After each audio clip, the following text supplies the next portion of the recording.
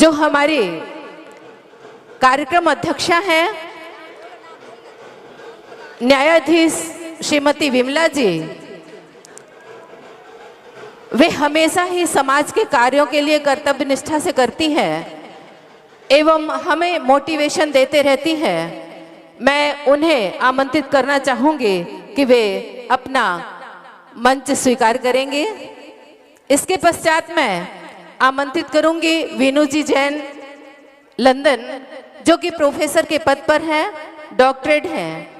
Doctor Veenu जी Jain London में शिक्षा के क्षेत्र में विविध कीर्तिमानों को स्थापित करते हुए 3 पुस्तकें भी लिख चुकी हैं। Business studies course book, business studies workbook तथा इंटरप्राइजेज कोर्स बुक लिखी है। तीनों पुस्तकें Cambridge university press London UK द्वारा प्रकाशित भी की गई हैं। यह प्रेस इंग्लैंड के राजा हेनरी अष्टम द्वारा वर्ष 1534 में स्थापित की गई थी। मतलब इतनी बड़ी संस्था है यह कि जो हमारे यहाँ वर्षों पुरानी है। दुनिया का यह सबसे पुराना प्रकाशन है,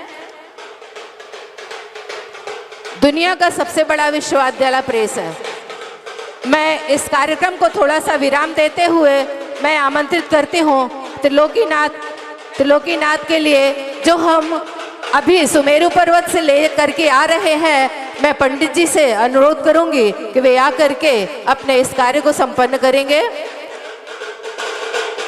बोले आदिनाथ भगवान की जय, आदिनाथ भगवान के जन्म कल्याणक की जय। पंडित जी से अनुरोध है कि वे अपना कार्यक्रम संपन्न करेंगे। 1 मिनट में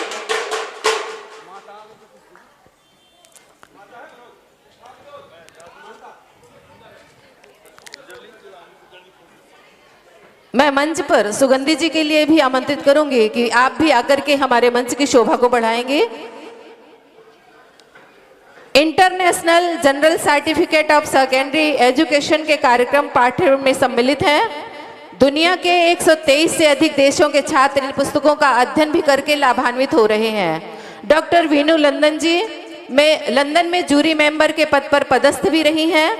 उनके पति विकास सिंघई जी मल्टीनेशनल आईटी कंपनी प्रोवेट का संचालन भी कर रहे हैं और अपने साथियों के साथ में मिल करके एक मंदिर का भी निर्माण लंदन जैसी जगह पर कर रहे हैं। उनकी बड़ी बेटी विधि न्यू काउंसिल अपॉन टाइड ने एमएससी और छोटी बेटी विदुषी ऑक्सफोर्ड से बीए कर रही हैं। ऐसी प्रतिभाओं से संपन्न, अंतर्मुखी, बहुमूल्य प्रतिभा से संपन्न ऐसी हमारे यहाँ पर महिलाएं विद्यमान हैं जिनका हम वर्णन नहीं कर सकते हैं। वे हमारे मंच पर पधारी हुई हैं। उनके लिए हम बहनों द्वारा ससम्मान आमंत्रित करके मंचसीन होने के लिए मैं पुनः एक बार नाम आमंत्रित कर रही हूँ। श्रीमती विमला जी न्यायमूर्ति, मुख्य अतिथि के रूप में डॉक्टर वीनू जैन जी लंदन, विशिष्ट अतिथि के रूप में डॉक्टर आशा जी जैन प्राचार्य सागर, प्रमुख वक्ता ससम्मान ये हमारी बहनें मंच पर आमंत्रित हैं। ससम्मान इन्हें बहनें लेकर के आएंगी और वे अपने पद को ग्रहण करेंगे, स्थान को ग्रहण करेंगे। भक्ता हाँ बस अब जी जी जी जी भक्तांबर हीलर के रूप में मैं रानू जैन जी पथरिया को आमंत्रित करूंगी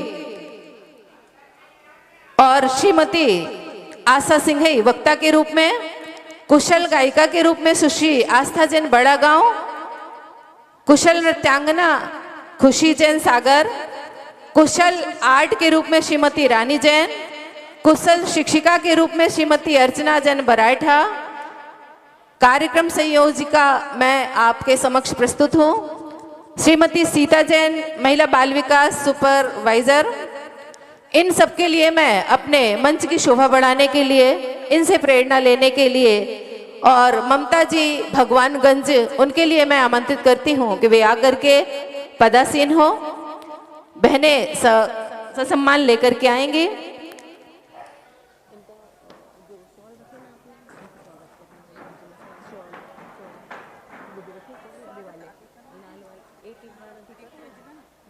एक बार अभी कर लो। आइए दीदी।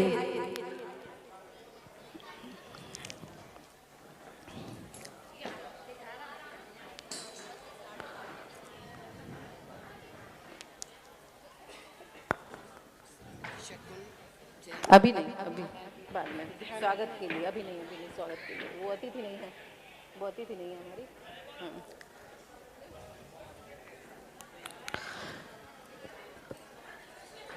खुशी को लेकर के अभी जिन्हों के नाम बोले हैं उन सबको लेकर के आइएगा।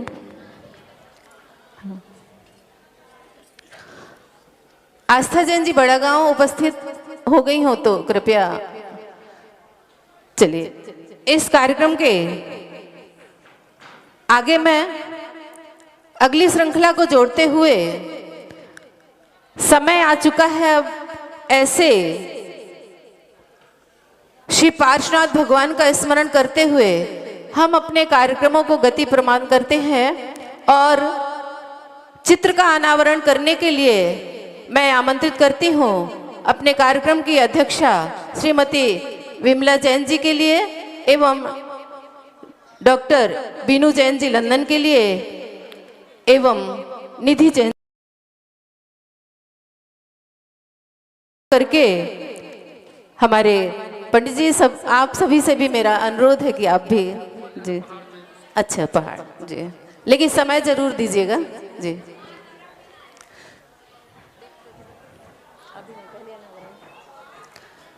अनावरण का कार्यक्रम करने के लिए हमारी बड़ी दादी सटई वाली दादी वो भी यहाँ पर उपस्थित हैं।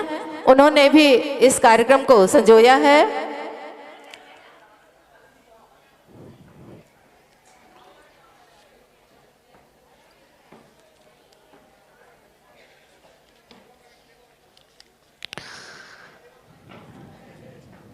तालियों की गड़गड़ाहट से हमने बड़े बाबा के अभिनंदन को वंदन को किया है। शुभ समय को देखकर मन की घड़ी को खोल दो, एक बार सभी प्रेम से जय जय आदिनाथ भगवान की, जय जय पार्श्वनाथ भगवान की और जय जय महावीर भगवान की जय बोल दो। तालियों के द्वारा आपका सम्मान स्वीकृत है। वहीं से हमें पार्श्वनाथ भगवान आशीर्वाद दे रहे हैं।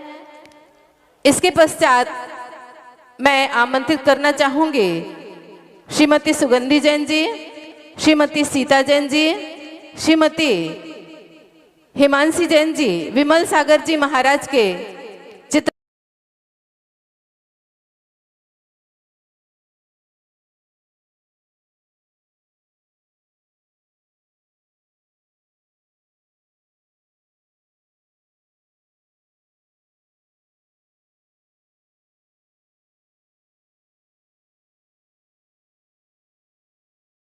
बालक को मिली गोद ज्यों माँ की, इसी तरह शरणा गुरु आपका मिल गया, इसी तरह शरणा गुरु आपका मिल गया। दीप को प्रज्वलित करने के लिए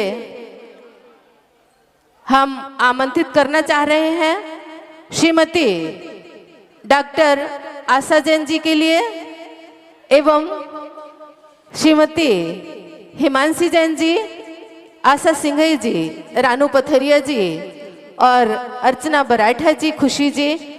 मैं आप सभी को आमंत्रित करती हूँ कि आप दीपक को प्रज्वलित करके इस अज्ञानतम अंधेरे को उजाले के रूप में परिष्कृत करें।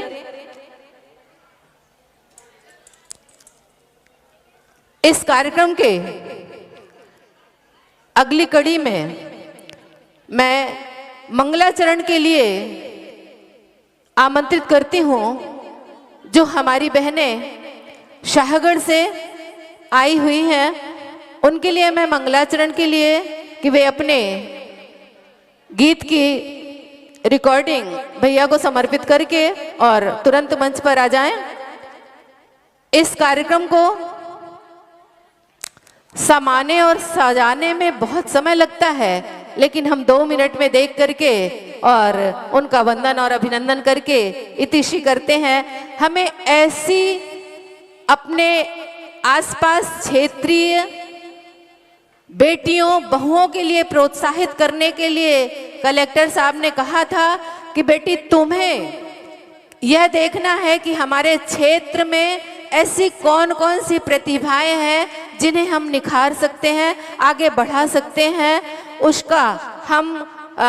उसको हम प्रोत्साहित कर सकते हैं। ऐसे कार्यक्रम का आयोजन करो और हम आपके लिए प्रोत्साहित करते हैं। तो मैं भी आमंत्रित करती हूँ अपनी प्रतिभा को निखारने के लिए इस मंच पर आइए रूबी जैन जी, कविता जैन जी, नेहा जैन जी, सोनम जैन जी,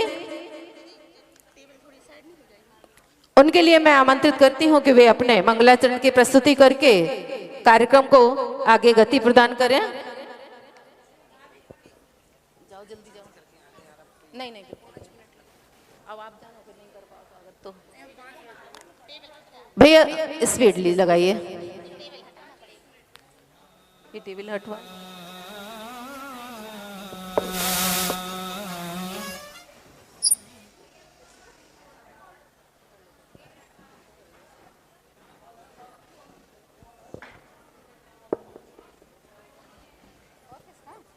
बस इतने में हो जाएगा, हो जाएगा इतने में।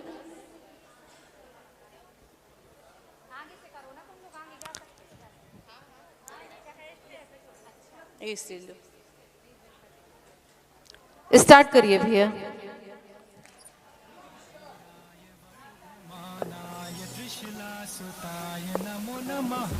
आवाज और तेज। पूजिताय नमो नमः गुणाधीशाय गुणा। बैक करिए, स्टार्टिंग से लगाइए। वीरा ऐसे आओ। श्री महावीराय वर्धमानाय त्रिशूलासुताय नमो नमः। आवाज और तेज करिए थोड़ा सा। पूजिताय नमो नमः गुणाधीशाय गुणातीताय गुणभण्डाराय नमो नमः। चरम शरीराय ज्ञात पूजाय सिद्धार्थ नंद नमो नमः। ज्ञात पुत्राय दुःख हरणाय चरम तीर्थंकरे। अवतारणाय कष्टहरणाय अंतिम चरम जिन्वरे। वर्धमान जिन चरणे नित्यं दिनं प्रणमामि। जिन स्मरण कर्म दहने सुर असुर सब पूजिताय।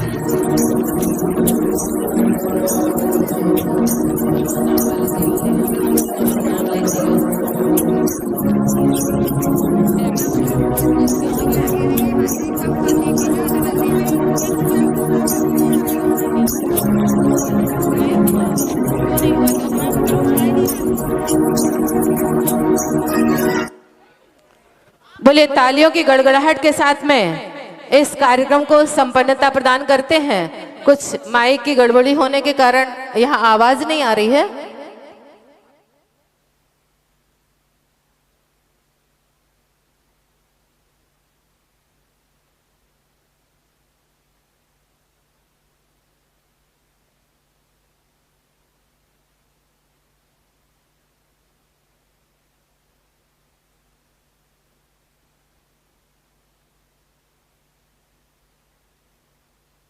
इसको चालू करो। हो गया, हो गया। बहुत सुंदर आपने प्रस्तुति की है और आपने इस सहयोग के लिए हम सभी को कृतार्थ किया है। हम बहुत बहुत आपके आभारी हैं। मुस्कान आपकी हमारे लिए वरदान है, मुस्कान आपकी हमारे लिए वरदान है, आपका मार्गदर्शन हमारे लिए सम्मान है। आप आए यहाँ, प्रभु हम पर मेहरबान है, हम बड़े नसीबों वाले हैं, हम जो आप हमारे मेहमान हैं, आप हमारे मेहमान हैं। मैं इसके पश्चात आमंत्रित करना चाहूंगी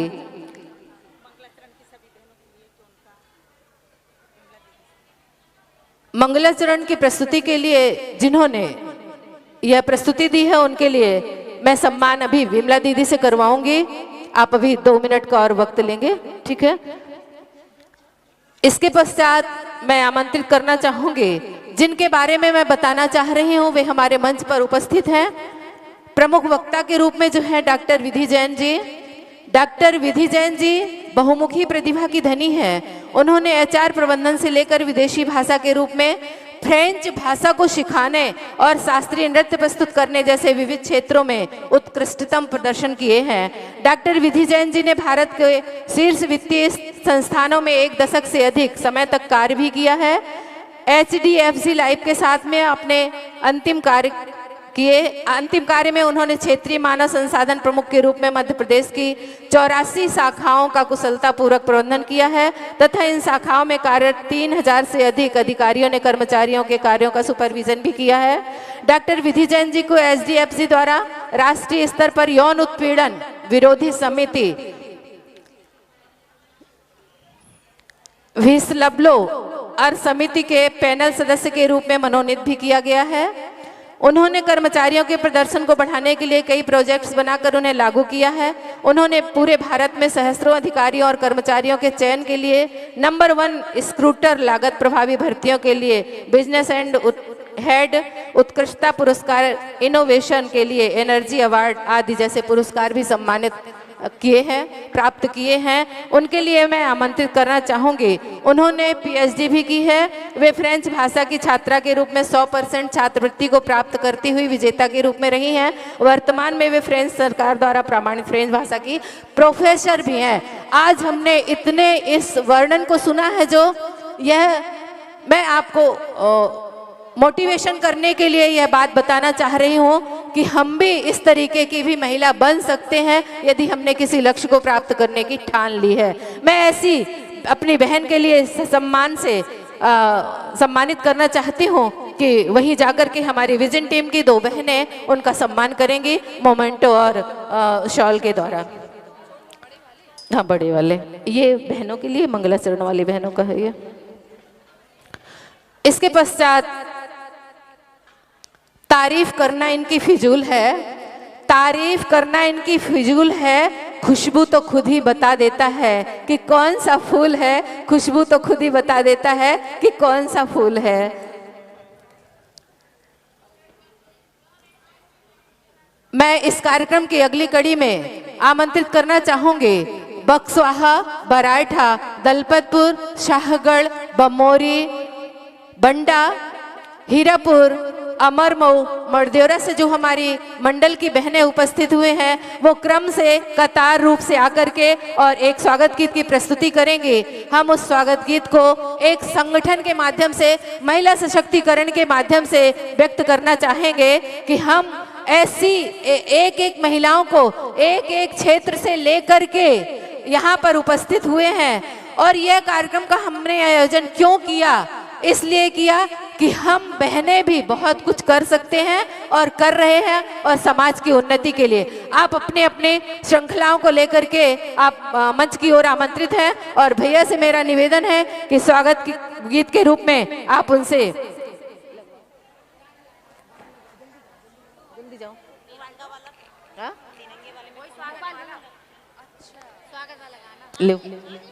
हाँ, तिरंगे पचरंगे के रूप में मैं 5 बहनों के लिए भी आमंत्रित करूंगी जो पीली, सफेद, नीली एवं हरे कलर की साड़ी पहन करके आई हैं। थोड़ा और पीछे आएंगी बहनें थोड़ा और पीछे आएंगी, दीदी लोगों को थोड़ा सा छोड़ करके दे। यदि बहनों की संख्या ज्यादा है तो 5 खड़े हो जाएंगी और 5 घुटने टेक करके बैठेंगे। मैं आमंत्रित करती हूं निधि जैन जी के लिए, वो भी मंच पर आमंत्रित हैं। ये हमारी सारी बहनें हम सभी का सहयोग करती हैं। आप इस तरीके से खड़े हो कि आप भी दिखें और आपकी सारी बहनें भी दिखें, और हमें यह पचरंगा हमारे जैन धर्म का प्रतीक है। यह पचरंगा हमारे जैन धर्म का प्रतीक है। हमारी लीडर बहनें आकर के अपनी अपनी टीम के लिए जल्दी से लाइन में लगाएं, शीघ्रता करेंगे। केवल 5-5 बहनें हमें घुटने टेक और खड़े में होना है। पचरंगे वाली बहनें झंडा लेकर के आगे जाएंगी, झंडा लेकर के आगे जाएं आप।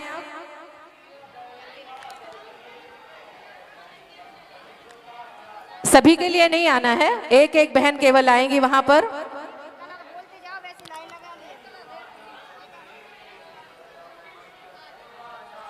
आगे निकलिए झंडे लेकर के। 2 बहनें केवल, 2 green colour, 2 white colour, 2 yellow colour, 2 red colour.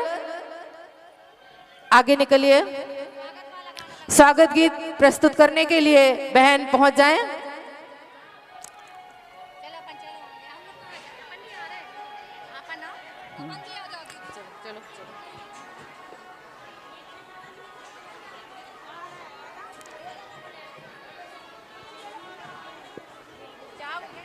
इस कार्यक्रम को हम शीघ्रता पूर्वक संपन्न करेंगे।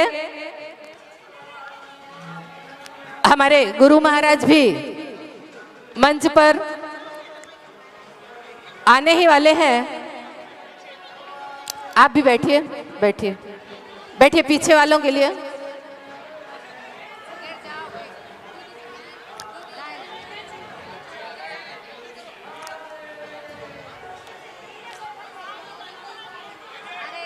पीछे से बैठो, गिर जाओगे पीछे से बैठो। कलर जरा अलग अलग रखें आप, अपने कलर अलग रखें, क्योंकि हमें जैन धर्म का प्रतीक जो हमारा पचरंगा है उसको हमें प्रदर्शित करना है, और फोटो भी हमारी बहुत अच्छी आए जो कि बाहर देश विदेश में भी प्रसारित हो सके। ब्लू कलर इधर आ जाए, ब्लू कलर येलो के साइड से। बोलो दीदी, यहाँ से बोल दो ना 5 के नाम तो बोल दो आप।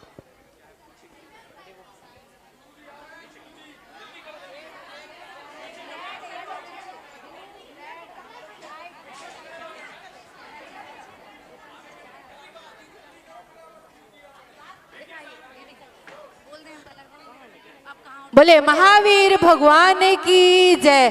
परम पूज्य गणाचार्य 108 श्री विराग सागर जी महाराज की जय। परम पूज्य 105 श्री यारिका विशिष्ट श्री माता जी की जय। आचार्य संघ की जय।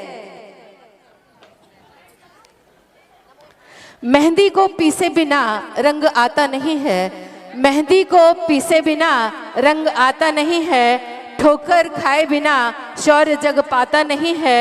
बेरंग के अंदर में रंग समाया है बहनों, संयम के बिना जीवन रंग लाता नहीं है। संयम के बिना जीवन रंग लाता नहीं है। ऐसे ऐसे हमने संयमी के आज दर्शन किए हैं कि खुद में हम अभिभूत हो गए हैं। हमारा भी संयम हमारे इस मानसिकता में सराबोर हो रहा है। हमारी सभी बहनों से अनुरोध है कि आप यथास्थान आइए। हम स्वागत करते हैं सभी ब्रह्मचारिणी बहनों का, पंडित जी लोगों का, एवं हमारी जो प्रबंध कारिणी समिति है, न्यास समिति है। थोड़ा सा समय से लेट होने के कारण हम उनसे अपना दीप प्रज्वलन का कार्य नहीं करवा सके हैं, तो मैं इसके लिए क्षमा चाहूंगी। लेकिन आगे के कार्यक्रम में हमें पूरा सहयोग देंगी पूरी न्यास समिति, प्रबंध कारिणी समिति, पंच कल्याणक समिति।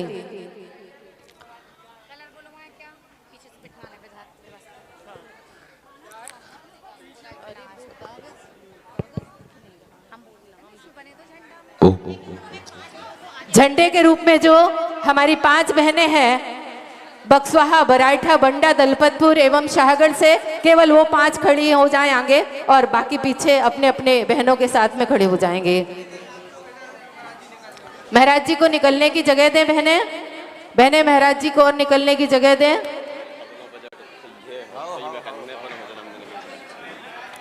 पीछे से महाराज जी को निकलने की जगह दें। बहनें किनारे हो जाएं थोड़ा सा।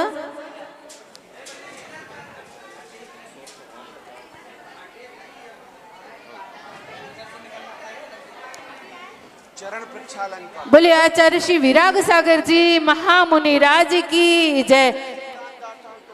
आचार्य श्री नमोस्तु नमोस्तु नमोस्तु। आरिका श्री वंदामी वंदामी वंदामी। मैं सभी आप लोग किनारे हो जाओ थोड़ा सा। नमोस्तु महाराज जी, नमोस्तु नमोस्तु महाराज जी।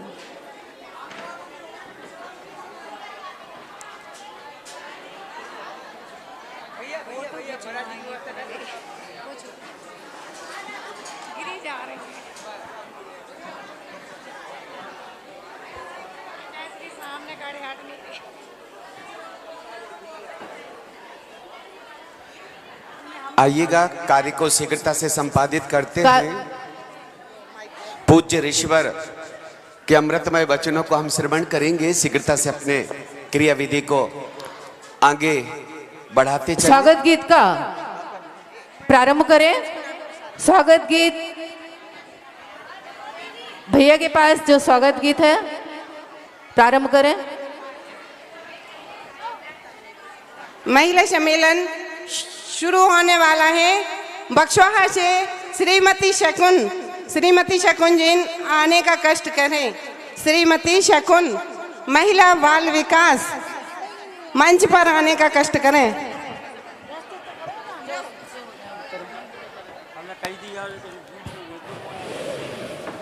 श्रृंखला को आगे बढ़ाते हुए। क्या हुआ भैया, लग नहीं रहा क्या? क्या हुआ?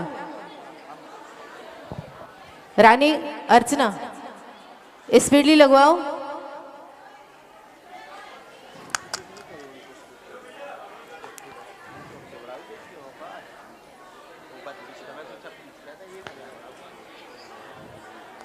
प्रारंभ करें भाई, देर हो रही हमें। हिमांशी जी,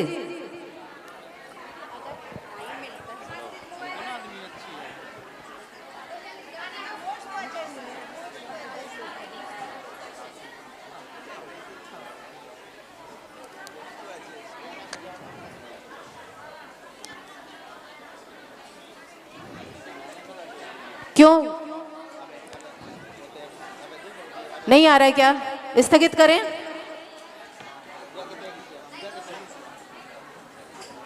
नहीं आ रहा हो तो हम स्थगित कर देते हैं, हमें समय की बहुत कीमत है। आप श्रद्धा की आंखों से देखें, श्रद्धा की आंखों से देखें, पत्थर में भगवान दिखे हैं। श्रद्धा की आंखों से देखें, पत्थर में भगवान दिखे हैं। गुरु दर्शन में भगवत मूर्ति, गुरु दर्शन में भगवत मूर्ति हमको तो अरिहंत दिखे हैं, हमको तो अरिहंत दिखे हैं।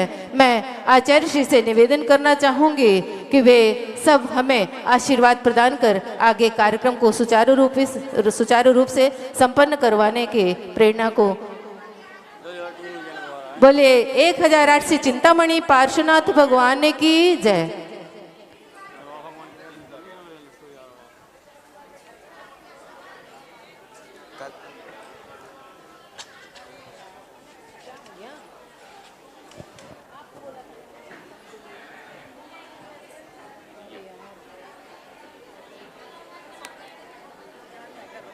अभी नहीं दीदी, अभी नहीं, अभी नहीं।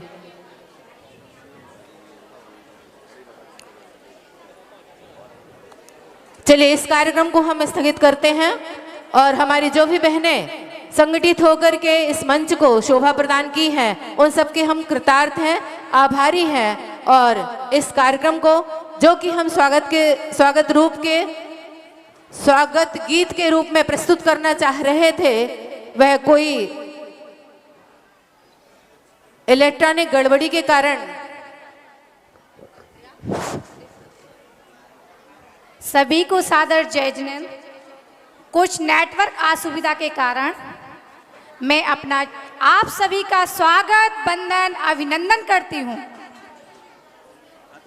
स्वागत करते बारंबार रे हम महिला मंडल बहन, स्वागत करते बारंबार रे हम महिला मंडल बहने। स्वागत है अमन चमन से, स्वागत है सच्चे मन से, स्वागत है अमन चमन से, स्वागत है सच्चे मन से। इनको करियो सब स्वीकार हम महिला मंडल बहने, इनको करिए सब स्वीकार हम महिला मंडल बहने। आप सभी का स्वागत, वंदन, अभिनंदन करते हैं हम समस्त नैनागिर विजन टीम का। आप सभी विजन टीम में आप सभी का आज महिला सम्मेलन में स्वागत, वंदन, अभिनंदन है। जय जिनेंद्र।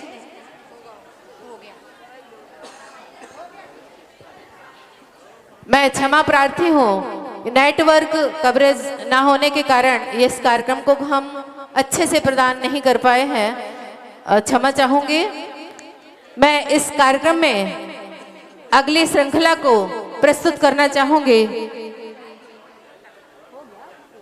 हो गया। मैं इस कार्यक्रम के पश्चात आमंत्रित करना चाहूंगी डॉक्टर श्रीमती बीनू जैन जी के लिए, जो कि हमारी मुख्य अतिथि हैं। उनके लिए मैं इस मंच को सौंपूंगी, आकर के आप अपने उद्बोधन को प्रस्तुत करेंगे।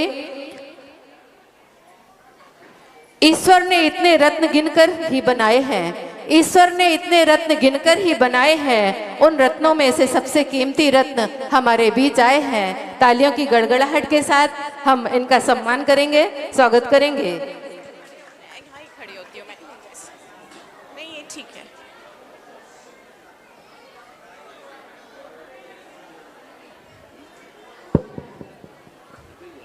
हेलो, सर्वप्रथम मैं इस विशाल पंडाल में विराजमान आचार्य संघ को नमोस्तु कहती हूँ। मैं इस विशाल पंडाल में विराजमान पितृ और मातृ शक्ति को भी प्रणाम करती हूँ। पावन भूमि नैनागिरी में आकर आप सभी से बात करते हुए मैं अत्यधिक गौरवान्वित अनुभव कर रही हूँ। यह हमारे ससुर श्री सुरेश जी की जन्मभूमि और कर्मभूमि भी है। इस पवित्र भूमि में अपने वैवाहिक जीवन की शुरुआत कर मेरी सासू माँ विमला जी मध्य प्रदेश उच्च न्यायालय की न्यायमूर्ति बनी। मेरे पिता चीफ इंजीनियर श्री केसी जैन इस तीर्थ के न्यासी और सिंघई सतीश चंद्र केशर देवी जैन उच्चतर माध्यमिक विद्यालय के अध्यक्ष भी रहे। मेरी माँ डॉक्टर आशा जैन ने अफ्रीका के विपरीत परिस्थितियों में रहकर हमारा पालन पोषण किया। हमें सतत मार्गदर्शन देने के लिए इन सभी को प्रणाम करती हूँ। दुनिया भर के प्रमुख देशों जैसे अफ्रीका, अमेरिका, यूरोप और भारत में संतुलित और सार्थक जीवन जीने में विनम्रता, परिश्रम और कौशल ने मेरी बड़ी मदद की है। मुंबई और वैंकूवर के आईटी उद्योग में मैंने 10 वर्षों तक कार्य किया। वर्तमान में 2 बच्चों की मां के कर्तव्यों का निर्वाह करते हुए शिक्षाविद के रूप में लंदन के समीप स्थित कैम्ब्रिज विश्वविद्यालय में कार्य कर रही हूँ। कैम्ब्रिज विश्वविद्यालय ने हमारी 3 पुस्तकें प्रकाशित की हैं जो विश्व के 113 देशों के विद्यालयों में चल रही हैं। हमारी बड़ी बेटी विधि न्यूकासल अपॉन टाइन में एमएससी और छोटी बेटी विदुषी ऑक्सफोर्ड से बीए कर रही है। ये था मेरा छोटा सा परिचय। आज मैं अपनी थोड़ी सी बात कहूँगी कि अपन अपने बच्चों को कैसे संस्कृत कर सकते हैं। हम सभी अपने बच्चों का पालन पोषण करते हैं, परंतु अब हमें बदलते हुए परिवेश को ध्यान में रखना आवश्यक हो गया है। देखिए, मैं माताओं बहनों से और उपस्थित दीर्घा में बैठे सभी लोग से हाथ जोड़ के प्रार्थना करता हूं कि महत्वपूर्ण शब्द अपने देश के बाहर आप लंदन में रहती हैं और वहाँ पर हिंदी में शब्द संजोकर यहाँ लाई हैं और उन शब्दों को अपन सबको सुनकर आत्मसात करना है। हो सकता है आपके जीवन में परिवर्तन हो। पुनः प्रार्थना है कि कृपया शांतिपूर्वक आपके शब्दों को सुनें। हम सभी अपने बच्चों का पालन पोषण करते हैं, परंतु अब हमें बदलते हुए परिवेश को ध्यान में रखना आवश्यक हो गया है। नियमित रूप से उनकी अच्छी देखभाल के लिए अपनी पूरी क्षमता का उपयोग करना होगा, जिससे वह अच्छे, शिक्षित और जिम्मेदार नागरिक बन सकें। यह कठिन और चुनौतीपूर्ण अवश्य कार्य है, परंतु यह हमारी जिम्मेदारी और धर्म भी है। साथ ही अपने परिवार, समाज और राष्ट्र के विकास के लिए आवश्यक भी। प्रत्येक बच्चे के विकास में उसके जन्मजात गुणों और पोषण की परिस्थितियों की आधारभूत भूमिका होती है। हम अपने बच्चों की प्रकृति और प्राकृतिक गुणों का संवर्धन नहीं कर सकते, किंतु उनके व्यवस्थित और सुरुचिपूर्वक पालन पोषण से अच्छे संस्कार जरूर दे सकते हैं। शिशु जन्म से कैसा है, इसमें परिवर्तन करना संभव भले ही ना हो, किंतु हम उसे अच्छी शिक्षा, संस्कार, खुशहाल वातावरण देकर उसके व्यक्तित्व का विकास जरूर कर सकते हैं। इसके लिए जन्म से 5 वर्ष तक समय महत्वपूर्ण होता है। इस आयु में उन्हें पर्याप्त पोषण तथा पर्याप्त समय और सुरक्षा देना आवश्यक है। उनसे चर्चा कर उनकी बातों पर गौर करना, उन्हें नई नई और छोटी छोटी चीज़ें सिखाने के लिए प्रेरित करना भी ज़रूरी है। इससे बच्चों में आत्मविश्वास पैदा होता है, जिससे वह कार्यों को सफलतापूर्वक करते हैं। घर का शांत और खुशहाल वातावरण बच्चों की प्रगति में महत्वपूर्ण भूमिका निभाता है। उनके काम में बार बार टोका टाकी करने से बचाव भी बहुत आवश्यक है। सर्वोत्तम शिक्षा और शिक्षा की सर्वोत्तम सुविधाएं प्रदान करना हमारा कर्तव्य है। उन्हें पर्यटन स्थल, मंदिर और तीर्थों पर ले जाने से बौद्धिक विकास के साथ अच्छे संस्कार भी आते हैं। इन 5 वर्षों में उनका शारीरिक और मानसिक विकास बेहतर होता है। वे अपने आयु वर्ग के अन्य बच्चों से मिलकर टीम वर्क करना भी सीखते हैं, आपस से संवाद करते हैं, सहयोग करते हैं। नेटवर्किंग का ये स्तर उनके मन में आत्मविश्वास, सामाजिकता और मित्रता के बीच बो देता है। इस अवधि में वे अपने वस्तुओं से संबंध स्थापित करना, दूसरों से मिलना, प्रेम करना और उनका सम्मान करना भी सीखते हैं। बच्चों को संस्कारित करने में माँ की अहम भूमिका होती है, जैसा कि आप सब लोग खूब निभा रहे हैं। इसलिए विशेष रूप से युवा माताओं से मेरा आग्रह है कि आप अपने जीवन में कुछ ना कुछ नया सीखते रहें। इससे आपके बच्चों भी सदैव नई नई चीज़ें सीखते रहने की शिक्षा सहज ही ग्रहण कर लेते हैं। भोजन बनाते समय बच्चों को साथ रखें, उनका सहयोग लें, उन्हें पाक कला सिखाएं, उनमें घर के छोटे मोटे कार्य कराएं। उनसे परिवार के सभी सदस्यों और सहायकों के साथ मिलजुल कर सभी कार्य करना सिखाएं। उनकी सतत सक्रियता सुनिश्चित करें। कामकाजी माताओं के बच्चे अपनी माताओं की ढेर सारी गतिविधियों को देखते करते हुए बड़े होते हैं। वे यह समझने लगते हैं कि एक समय में कई काम किए जा सकते हैं तथा धीरे धीरे वे भी एक समय में कई काम करने लग जाते हैं।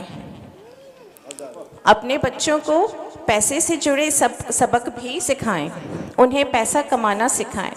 हमें ये कहते हुए गर्व है कि हमारी दोनों बेटियां छोटे बच्चों को पढ़ाकर अपनी पढ़ाई का खर्च खुद उठा रही हैं।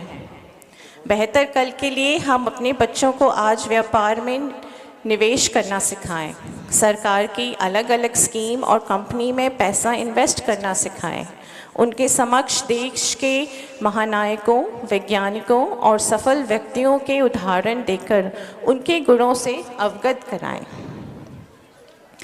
महिला वर्ग से एक बात और कहना चाहूँगी कि आप अपने परिवार के लिए उतने ही महत्वपूर्ण हैं जितने आपके पति और बच्चे हैं। महिला को परिवार की धुरी कहा गया है, इसीलिए अपना भी ख्याल रखना उतना ही महत्वपूर्ण है जितना कि अपने परिवार का। अपने स्वास्थ्य का, भोजन का, सोने उठने बैठने का ध्यान रखें। स्वयं को पर्याप्त समय दें। मद्दी से सीख लें और अपने पास कुछ नगद पैसे भी ज़रूर रखें। घर में किफ़ायत से रहें, बचत करें। परिवार की भलाई और सुरक्षा के लिए सजगता से कार्य करना और प्रभु से प्रार्थना करना भी अत्यंत आवश्यक है। मुझे आशा है कि आपको मेरी बातचीत उपयोगी और प्रासंगिक लगी होगी। धैर्यपूर्वक सुनने के लिए धन्यवाद। बहुत बहुत धन्यवाद, बहुत बहुत आभार। अपने एक एक शब्दों में जो उन्होंने रस को भरा है, जो शिक्षा को भरा है, वह अमूल्य है। मैं उनके लिए बार बार वंदन और अभिनंदन करती हूँ। मेरे पास समय की कमी होने के कारण मैं समस्त अतिथियों से क्षमा प्रार्थी हूँ कि मैं अच्छे से उनका यहाँ पर सम्मान नहीं कर पा रही हूँ, क्योंकि समय मेरे पास बहुत कम है, इसलिए सामूहिक रूप में हो रहा है।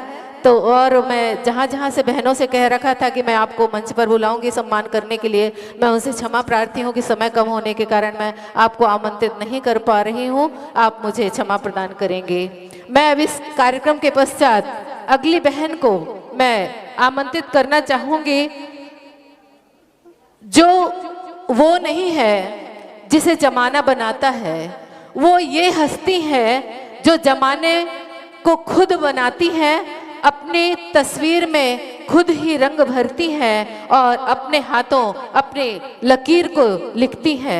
ऐसे अटल इरादे एवं बुलंद हौसलों से परिपूर्ण, मानव सेवा के प्रति आदर, आस्था और समर्पण का भाव रखने वाली, उच्च आकांक्षाओं के सपने होठों पर मधुर मुस्कान लिए हमारे डॉक्टर आशा जैन जी को मैं आमंत्रित करूंगी। इन्होंने पूर्व में अनेक क्लबों में भी अध्यक्ष बनकर के कार्य किया है। भारतवर्षीय जैन महिला परिषद केंद्रीय उपाध्यक्ष, वरिष्ठ प्रांतीय उपाध्यक्ष हैं। इन्होंने मनोविज्ञान से डबल PhD करी है एवं बीएड किया है, एमएड किया है एवं हाल में वर्णी संस्था में वर्णी जी पर नाटक भी लिखा हुआ है। उनके अनेक संस्मरणों को भी लेख द्वारा प्रकाशित किया है और इन्होंने अनेक संस्थानों से अवार्ड भी प्राप्त किए हैं। हम ऐसी महिलाओं से एक प्रेरणा चाहते हैं, इसलिए मैंने कलेक्टर साहब के इस भावों को यहाँ पर संजोया है कि हमें अपनी क्षेत्रीय बेटियों के लिए, क्षेत्रीय महिलाओं के लिए आगे लाना है और यह काम तुम्हें करना है। तुम इस मंच को संभालो और तुम उन महिलाओं के लिए, बेटियों के लिए यहाँ पर अग्रसित करो। मैंने खुशी जैन जैसी छोटी छोटी बेटियों के लिए, आस्था जैन, अहिंसा सागर जैसी लड़कियों के लिए भी मैंने आमंत्रित किया कि वे अपनी प्रतिभाओं को आकर के इस मंच से प्रकाशित और प्रसारित करें और हमें मोटिवेशन दें। हम उनके तरीके से बनना चाहेंगे और वे हमारे गांव, देश के नाम को रोशन करेंगी। मेरे बहनों को मैं आमंत्रित करूंगी, डॉक्टर आस्था जैन जी। मैं आज के पंचकल्याणक महोत्सव में विराजमान मुनि संघ को बारंबार नमस्तु करते हुए, समस्त आरिका संघ को वंदनामी करते हुए, मंच पर आसीन समस्त अतिथियों को और आज की धर्म सभा में पूरे सदन को मैं बारंबार अपनी वंदन करती हूँ, अभिनंदन करती हूँ, स्वागत करती हूँ। आज के महिला सम्मेलन में बहुत खुशी हुई। यह तो बड़ी ही प्रसन्नता की बात है कि एक स्थान पर हम सभी मिलकर अपने विचारों का आदान प्रदान कर सक रहे हैं। मैं बधाई देती हूँ उन सभी को जिन्होंने इस प्रोग्राम को ऑर्गेनाइज किया और मुझे बुलाया। आप सभी की मैं बहुत बहुत आभारी हूँ। और अभी इन्होंने जो, जैसा कि आज का बहुत अच्छे विषय रखे इन्होंने अपने उसमें, पर मैं समय की कमी के कारण थोड़ा सा ही बोलूँगी। अभी हमारी बीनू जी ने बहुत अच्छी बात बोली कि हम देश विदेशों में रहते हुए भी बच्चों पर अच्छे धार्मिक संस्कार देना और उनको मंदिर में भेजना, यह हम लोगों का विशेष कर्तव्य हो जाता है। यह मुझे बहुत अच्छा लगा कि उन्हें उसी तरह की शिक्षा भी दी जाए कि ताकि वो अपने जैन धर्म का बहुत प्रचार कर सके। तो मुझे उनकी इसलिए धार्मिक शिक्षा बहुत आवश्यक है। और मैंने विदेशों में भी देखा है कि आजकल हर जगह धार्मिक पाठशालाओं का बहुत महत्व दे रहे हैं। अभी कोरोना काल में भी लंदन से एक पाठशाला शुरू हुई थी और वो सारे विश्व को कवर करती थी, जिससे हमारे जैन धर्म के बच्चों को घर बैठे काफ़ी धार्मिक संस्कार मिले। जैसा कि इन लोगों ने बड़ी अच्छी श्रावक की रसोई, संस्कार विहीनता, शिक्षा और इस तरह से बड़े अच्छे विषय रखे। पर मैं थोड़ा सा फोकस करूंगी कि साधुओं की आहार विहार निहार चर्या में हमारा क्या योगदान रह सकता है। तो वैसे तो देखा जाए तो हम सभी के उत्तम स्वास्थ्य के भोजन की विशुद्धि हम सभी को रखना चाहिए। अभी हमने कुछ दिनों पूर्व देखा था कि कोरोना नामक जो बीमारी हुई थी, उससे सभी को समझ में आया, जैन धर्म में तो ये हम लोग पहले से करते आए थे, पर जैनियों में भी जो जैनेतर लोगों के लिए भी यह समझ में आ गया कि उन सभी धर्म के लोगों के रहन सहन, खान पान में बिल्कुल शुद्धि आ गई थी। सब्जियों का धोना, मास्क को लगाना, हाथों को बार बार धोना, पानी छान कर पीना, यह सभी हमारे जैन संस्कृति के अंतर्गत आता है। तो हम सभी जैन धर्म में प्रत्येक श्रावकों की रसोई में शुद्धि तो प्राचीन समय से ही होती रही है, परंतु इन सभी के कारण हमारी शुद्धि थोड़ी जैन धर्म में, जिसे 16 बोलते हैं, वो थोड़ी और अजब प्रकार की हो जाती है। जैन दर्शन में तो खान पान इसका एक विस्तृत विज्ञान है। क्या खाएं, कब खाएं, कहाँ खाएं, कैसे खाएं, तो इस सब की तथ्य सहित तो हमारे धर्म में बहुत विवेचना की गई है। कहा गया है कि हम स्वस्थ रहें, इसके लिए हमें अपने खाने की आदतों पर ध्यान रखना होगा। तो हम यहाँ पर चर्चा करेंगे जैन धर्म के साधुओं की आहार विहार चर्या। धन्य है हम लोग तो बहुत धन्य हो गए कि हम ऐसे साधुओं की इतनी कठिन चर्या के बीच में रह रहे हैं और इस धर्म को निभा रहे हैं। तो साधु की आहार मैं थोड़ा सा बताऊंगी, क्योंकि ये तो हम लोग सभी को नॉलेज है। साधु की आहारचर्या को सिंहवृत्ति कहते हैं। साधु एक ही स्थान पर खड़े होकर दोनों हाथों को मिलाकर, जिसे अंजलि कहते हैं, उसी में भोजन करते हैं।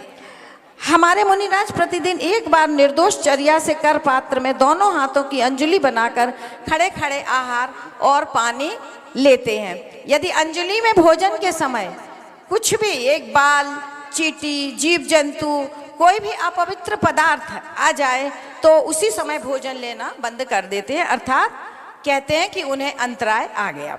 वैसे हम देखते हैं कि भारत के हर कोने में कई तरह की परंपराएं हैं, खान पान के अपने नियम हैं। हर धर्म में भोजन ग्रहण करने के अलग अलग नियम हैं। जैन मुनि की आहारचर्या अचंभित करने वाली है और दूसरे धर्म के लोग तो वास्तव में इतना आश्चर्यचकित हो जाते हैं कि इतना कठिन धर्म कैसे करते होंगे। इनके कठोर नियमों के चलते कई दिनों तक तो हमारे साधुओं को भूखा भी रहना पड़ता है। जैन मुनि 24 घंटे में सिर्फ एक बार भोजन और पानी पीते हैं। इसका भी अपना समय निश्चित होता है। यदि इन्हें निश्चित धारणा अथवा विधि नहीं मिलती तो वैसे ही वापस लौट जाते हैं। बस हमारा थोड़ा सा है, 2 मिनट का है। इनकी साधना का अहम हिस्सा है। यह स्वाद के लिए भोजन नहीं करते, साधना के लिए भोजन करते हैं, जो कि बहुत ही आम इंसान को तो यह काफी कठिन होता है। जैन साधु जब भी आहार को निकलते हैं नियम लेकर।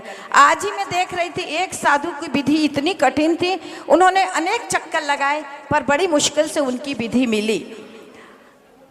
तो यह सब हमारे बच्चों में यदि ये शिक्षा इस तरह से उनको दिखाएं और सब करें तो बच्चे भी जैन धर्म का पालन बहुत अच्छी तरह से कर सकते हैं।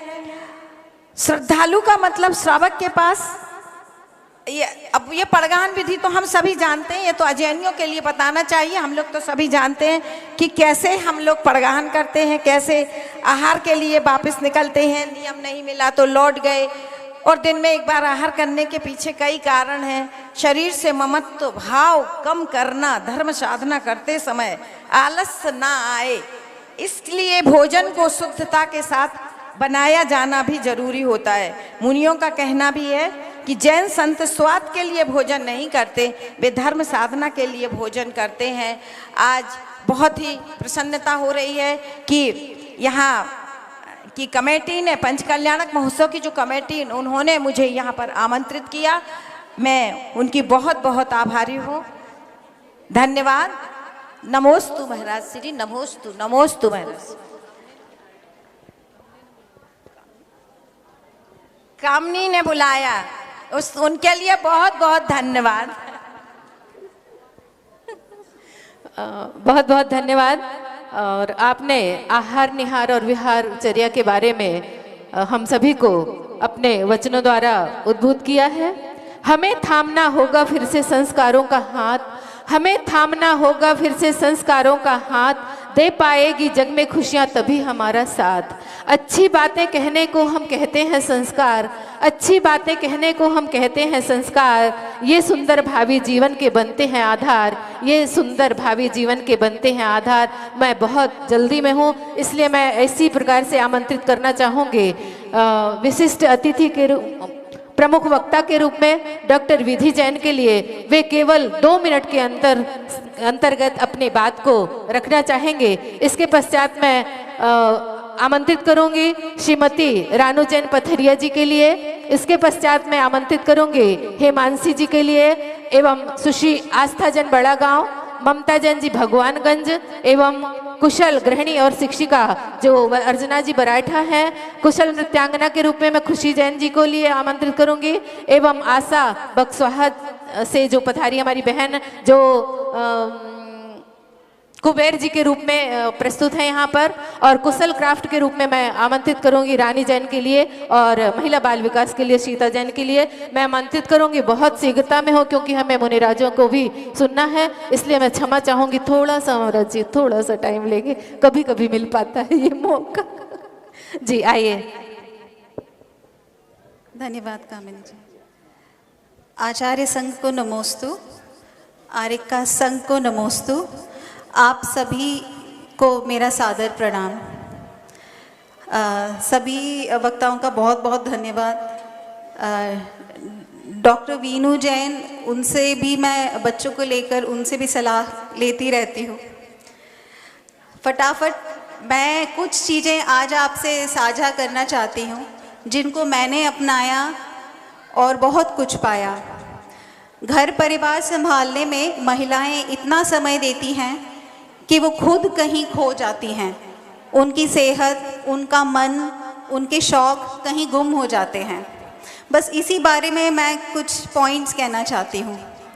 खुशहाल जीवन के लिए सबसे पहले एक स्वस्थ शरीर चाहिए। पहली चीज़ है आपका खान पान, खासकर 40 के बाद इसका असर दिखता है। ये साल इंटरनेशनल ईयर ऑफ मिलेट्स है।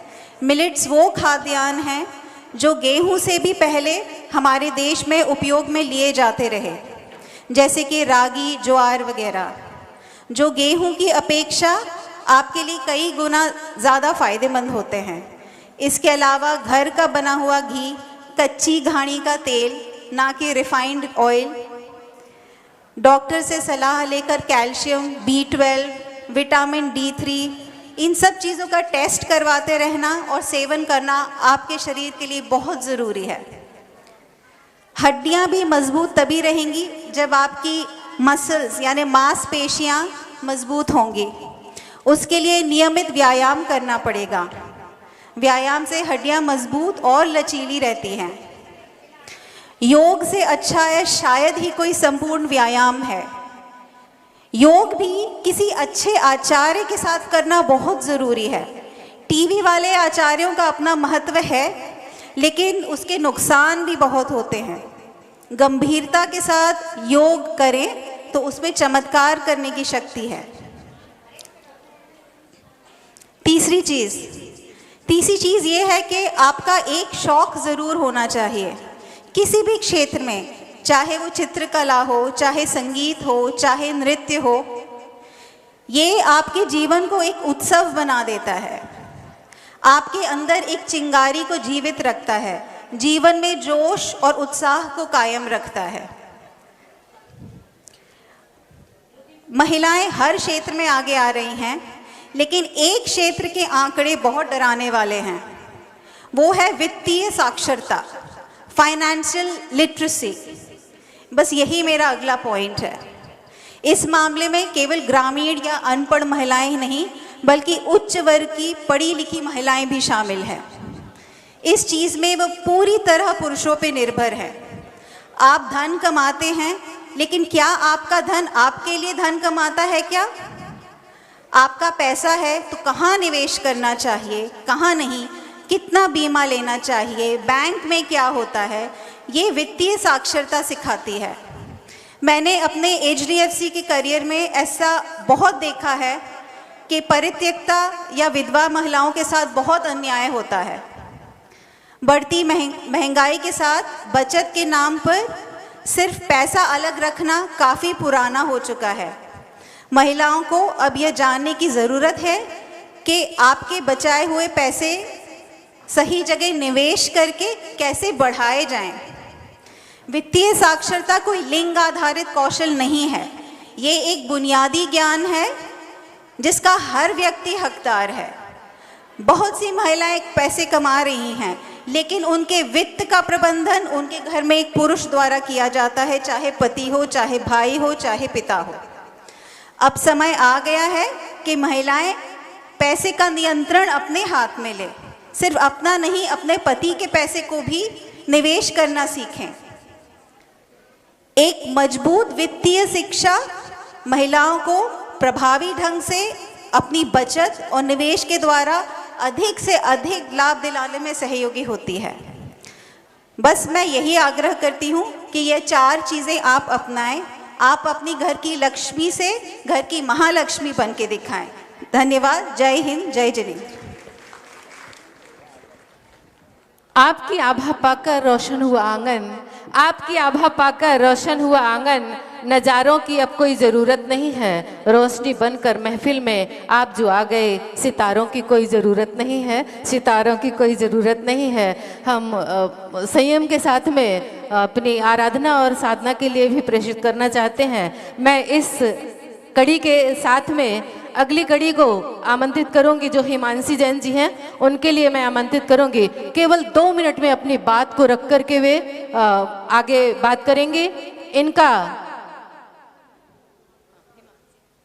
रानू जी, पहले रानू जी के लिए आमंत्रित कर रहे थे जी। आइए, रानू जी के बारे में मैं एक बात बताना चाहूंगी। ये हमारी शाहगढ़ की बेटी हैं और शाहगढ़ में रह करके इन्होंने शिक्षा को ग्रहण किया है, लेकिन आज ये हमारे मध्य प्रदेश के अंतर्गत केवल एक भक्तांबर हीलर महिला है, जो कि भक्तांबर के द्वारा अपनी साधना के द्वारा और श्रद्धा अटल और विश्वास के द्वारा हमें स्वस्थ बनाती है। और अभी कोरोना काल में इन्होंने बहुत से ऐसे उदाहरण प्रस्तुत किए हैं। इन्होंने बहुत से लोगों को भक्तांबर हीलर दे करके स्वस्थ किया है। मैं इनकी बहुत बहुत आभारी हूँ। ये बहुत आगे बढ़े और आचार्य श्री का इनके ऊपर वरद हस्त, बहुत बढ़िया आशीर्वाद भी है। मैं आमंत्रित करूंगी रानू जी के लिए बिना कुछ भूमिका बनाए हुए। बोलिए जोरदार एक बार जयकारा लगाइए, दोनों हाथ ऊपर करके, क्योंकि हम पारसनाथ भगवान का समोसरण यहाँ पर आया हुआ था और एक समोसरण यहाँ पर आया हुआ है और उस समोसरण में हम सब बैठे हुए हैं। बोलिए गणाचार्य आचार्य विराग सागर जी महामुनिराज की, आचार्य संघ की। पहले तो 2 मिनट का समय दिया है, तो आधा मिनट में अपनी पथरिया के लिए देना चाहूंगी कि वहां पर भी एक पंच कल्याणक होने वाला है। पथरिया से आज काफी लोग, काफी बहनें, काफी भैया लोग यहाँ पर आए हैं। तो मैं सारी सभा को यहाँ पर बिना भूमिका के हाथ जोड़कर निवेदन करना चाहती हूँ कि वहाँ पर जो पंच कल्याणक है, आज आचार्य श्री से हम सभी लोग निवेदन करने के लिए यहाँ पर आए हुए हैं। आचार्य श्री अपना आशीर्वाद हम सभी को प्रदान करें। और यहाँ पर मुझे भक्तांबर हीलर के लिए काफ़ी दिनों से दीदी ने बहुत बार फोन किया और बुलाया हुआ है। तो हीलिंग का अर्थ होता क्या है, 1 मिनट में मैं अपनी बात समाप्त करूंगी।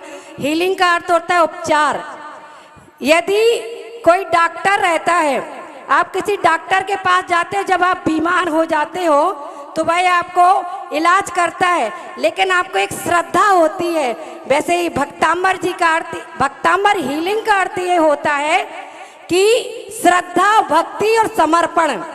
यदि आपने श्रद्धा से भक्तांबर सुन लिया, वैसे तो सारे लोग रोज भक्तांबर जी पढ़ते हैं, लेकिन यदि आपने श्रद्धा से भक्तांबर जी को पढ़ लिया तो वास्तव में अनेक बीमारियां यहाँ नहीं देश विदेश में भी ठीक हो रही हैं और वो हमारे भक्तांबर जी पर विश्वास कर रहे हैं।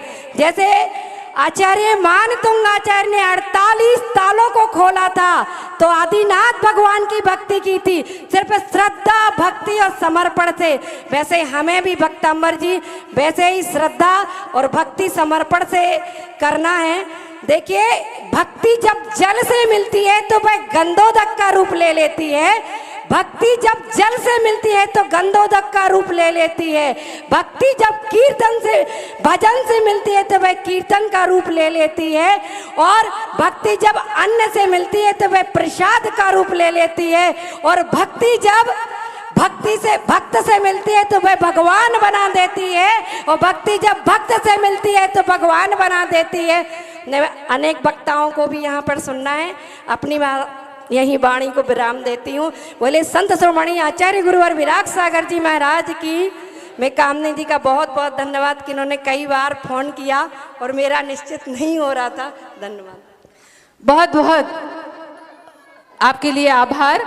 आज हर्षित बेला पर खुशियां मिले अपार, आज की हर्षित बेला पर खुशियां मिले अपार और यश कीर्ति सम्मान मिले और बढ़े सत्कार, यश कीर्ति सम्मान मिले और बढ़े सत्कार। मैं इसके पश्चात आमंत्रित करना चाहूंगी हिमांशी जी के लिए। मैं दादी जी आपसे भी अनुरोध करूंगी, आप आशीर्वाद के रूप में हम लोगों को आशीर्वाद जरूर प्रदान करेंगी।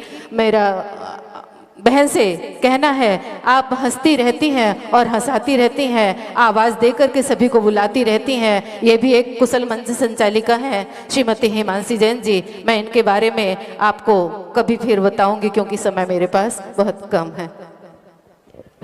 धन्यवाद कामनी जी। बोलिए 1008 श्री पार्श्वनाथ भगवान की जय। आचार्य भगवंत श्री विराग सागर जी महामुनि राज की जय। मुनि संघ आरिका संघ की जय। पंच कल्याणक महामहोत्सव की जय। सम्मानीय मंच एवं सभा में उपस्थित, सदन में उपस्थित समस्त साधर्मी जन को सादर जय जिनेन्द्र। मैं अपने भावों के द्वारा गुरुदेव के श्री चरणों की धूल अपने माथे लगाना चाहूंगी। गुरुवर तेरे चरण की, गुरुवर तेरे चरण की धूल लगे ममसीस, गुरुवर तेरे चरण की धूल लगे ममसीस। सदा धर्म में रत रहूं मिले यही आशीष, सदा धर्म में रत रहूं मिले यही आशीष, मिले यही आशीष। नमोस्तु गुरुदेव। जैसे कि मेरा विषय है रसोई की शुद्धि और अशुद्धि। अभी हमारे बीच में अनेक वक्ताओं ने अपने अपने विचार रखे, अनेक सब्जेक्ट के ऊपर अपनी बात रखी। मैं बगैर भूमिका के सीधे अपने विषय पे आऊंगी। हमारे घर का एक वह ऐसा स्थान जहाँ पर रसोई तैयार होती है, भोजन तैयार होता है, जिसका प्रभाव हमारे शरीर और मन पर पड़ता है। हम सभी जैन समाज में दो शब्द सुनते हैं, एक चौका और एक सोला। मैं सदन में विराजे सभी से पूछना चाहती हूँ, क्या आप लोगों के लिए चौका और सोला का अर्थ पता है कि चौका और सोला क्यों बोला जाता है? पहले हम अपने भोजन के स्थान को रसोई बोलते थे, आज वह किचन में परिवर्तित हो गया। लेकिन जब हम अपने साधु संतों के लिए आहार तैयार करते हैं तो उसको चौका बोलते हैं। चौका इसलिए बोला जाता है क्योंकि वहाँ 4 तरह की शुद्धि का ध्यान रखा जाता है। वह 4 तरह की शुद्धि होती है, द्रव्य शुद्धि, भाव शुद्धि, द्रव्य शुद्धि, क्षेत्र शुद्धि, काल शुद्धि और भाव शुद्धि। ये 4 तरह की शुद्धि होने से जब हम कहते हैं कि हमारे घर पर चौका लगा है, इसलिए चौका बोलते हैं। अब 16 शब्द 16 क्यों बोला जाता है? जब हम शुद्धि पूर्वक होते हैं तो कहते हैं हम 16 के हैं। तो जो ये 4 भेद किए हैं, चौका के जो 4 भेद किए, इनके भी 4-4 प्रभेद होते हैं। और ये 4-4 प्रभेद होने से इन चारों के वह 16 हो जाते हैं, इसलिए हम 16 कहते हैं। मैं वो 4-4 जो प्रभेद हैं वह भी आपके लिए बताना चाहूँगी। जैसे द्रव्य शुद्धि, द्रव्य शुद्धि में आ जाता है हमारे अन्न की शुद्धि, जल की शुद्धि, ईंधन की, अग्नि की शुद्धि। आज हमारे घर में गैस से हमारे लिए लकड़ी नहीं जलानी होती है, लेकिन फिर भी जब हम रसोई बनाने के लिए अपने चौका में प्रवेश करें तो एक बार ज़रूर देख लें कि वहाँ पे कोई कीड़े मकोड़े तो नहीं है हमारी गैस के नीचे। और चौथा है कर्ता की शुद्धि। ये 4 तरह की द्रव्य शुद्धि हो जाती हैं। अब आती है क्षेत्र शुद्धि। तो क्षेत्र शुद्धि में जिस स्थान पर भोजन बनाया जाता है वहाँ वायु का आवागमन, वायु शुद्धि होनी चाहिए, प्रकाश शुद्धि होना चाहिए, दुर्गंध से रहित होना चाहिए और स्वच्छ स्थान होना चाहिए। इस प्रकार की 4 शुद्धि वहाँ होती हैं। और इसके बाद आती है काल शुद्धि। काल शुद्धि में आते हैं ग्रहण काल ना हो, रात्रि का काल नहीं होना चाहिए, शोक का काल नहीं होना चाहिए कि हम दुखी हैं और उस समय भोजन बनाएं। और इसके बाद में आती है प्रभावना शुद्धि कि हमारे दरवाजे से प्रभावना जलूस निकल रहा है, हमारे साधु संत वहाँ से निकल रहे हैं, भगवान की शोभा यात्रा निकल रही है और हम अपने घर में भोजन बना रहे हैं, तो वह भी ध्यान रखना होता है। इस तरह की ये 4 शुद्धि का वहाँ ध्यान रखा जाता है। अब भाव शुद्धि में भी 4 चीज़ें आती हैं। वात्सल्य भाव का होना, करुणा भाव का होना, विनय भाव का होना और दान का भाव होना चाहिए। जब इस 16 प्रकार की हमारे भीतर शुद्धि आ जाती हैं तभी वह भोजन आपके शरीर को लगता है। और जब हम आहार दान के रूप में अपने साधु संतों को देते हैं तो वह भी उनकी जो धार्मिक क्रियाएं होती हैं उनमें लाभप्रद रहता है। अब मैं थोड़ी सी बात यहाँ पर रखना चाहती हूँ, समय का बहुत अभाव है, मैं समझ सकती हूँ। आज हमारी रसोई से छन्ना गायब हो गया है। क्यों? क्योंकि हमारे घर में आरओ लग गया है ना। तो अगर हम उस पानी को छानते हैं तो हमारे बच्चे कहते हैं कि ये पानी और गंदा कर देते हैं, छन्ना से छानने से पानी खराब हो जाता है। लेकिन ऐसा ना करें, क्योंकि मैं अपने बुंदेलखंड की बात यहाँ पर नहीं कह रही हूँ। जब यहाँ से बाहर जाते हैं तब देखते हैं किसी जैन परिवार के घर में छन्ना नहीं होता। ये मैंने खुद स्वयं देखा हुआ है। बड़ा दर्द होता है, दुख होता है, क्योंकि हमारी पहचान का चिन्ह है कि हम लोग छना हुआ जल पीते हैं। तो कृपया भले आप आरओ का पानी पी लें, इसमें कोई मुझे बुराई नहीं है, लेकिन अपने घर में छन्ना अवश्य रखें और पानी को छान करके ही उपयोग लें। दूसरी बात, जो आटा आता है, बाजार का मसाले आते हैं, हम लोग बिल्कुल विवेक नहीं रखते हैं। बाजार का सामान ला करके हम अपने रसोई में बनाते हैं और फिर वही अपने बच्चों को खिलाते हैं और कहते हैं आजकल हमारे बच्चे हमारी बात को नहीं सुनते। कैसे सुनेंगे? आपके तो भाव ही नहीं उस भोजन बनाने में आए हैं, तो कैसे आपकी बात मानेंगे? इसलिए बाजार का जो सामान होता है कृपया उसको भी मत अपने घर में लाइए, अपने हाथों से शुद्धि पूर्वक के बना करके अपने बच्चों को खिलाइए, अपने परिवार को खिलाइए और साधु संतों के लिए चौका लगाइए। कहने के लिए तो बहुत कुछ है और ये विषय इतना बड़ा है कि वाकई में आज इस विषय की ज़रूरत है, क्योंकि आज तो नाश्ता भी हमारे घरों में बना करके बाजार से खरीद करके और ले आते हैं, उतना भी हम लोग कष्ट उठाना नहीं चाहते हैं। तो कृपया यहाँ सदन में जितनी भी मेरी बहनें बैठी हों, इस बात का अवश्य ध्यान रखें कि पानी छान करके पीना है और अपने घर में शुद्धि पूर्वक भोजन तैयार करना है, तभी वह हमारी रसोई कहलाएगी, हमारी चौका की शुद्धि कहलाएगी। और ये 16 प्रकार की जो शुद्धि होती है, आज मैंने आपको बताया कि 16 किसे कहा जाता है। आप सभी के लिए जय जिनेंद्र, मुझे सुनने के लिए, और कामनी जी के लिए भी बहुत बहुत धन्यवाद को उन्होंने मुझे यहाँ बुलाया। पुनः मैं आचार्य भगवंत के श्री चरणों में नमोस्तु निवेदित करना चाहती हूँ। नमोस्तु महाराज जी। बहुत सुंदर, बहुत शिक्षाप्रद बातें हमारी हिमांशी बहन ने बताई है। मैं अब उनके लिए आमंत्रित करना चाहूंगी जिनका नाम है ममता और वात्सल्य से जो परिपूरित हैं, उनके लिए मैं आमंत्रित करना चाहूंगी जिनका विषय रखा गया है सास नमक और माँ शक्कर, ऐसा क्यों। आइए ममता जी, ये अखिल भारतीय परिषद की उपाध्यक्ष हैं। इन्होंने बहुत से मुकामों को भी प्राप्त किया है और मैं इनके बारे में कुछ बात कहना चाहूँगी कि अखिल भारतीय दिगंबर जन महिला परिषद प्रांतीय AVN की केंद्रीय पदाधिकारी हैं। मैं इनके लिए आमंत्रित कर रही हूँ, वे बताएं कि माँ कैसे शक्कर है और सासू माँ कैसे नमक के समान लगती है। 2 मिनट के लिए।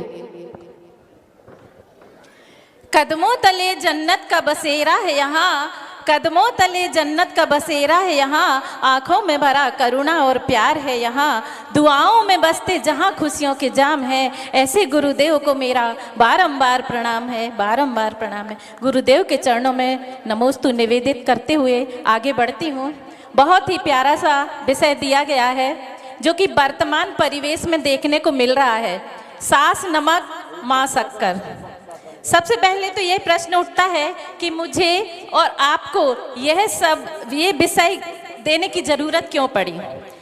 इसके हम ही दोषी हैं, क्योंकि जब बेटी थोड़ी सी बड़ी होती है और हम जैसी माँ बहनें, हम और आप मिलकर समाज का निर्माण करते हैं और यह समाज ही उसी विषय के लिए दोषी पाया जाता है कि जब बेटी बड़ी होती है तो हम उससे बोलते हैं, उसको उलाहना देते हैं, सास के यहाँ जाओगी तब पता चलेगा।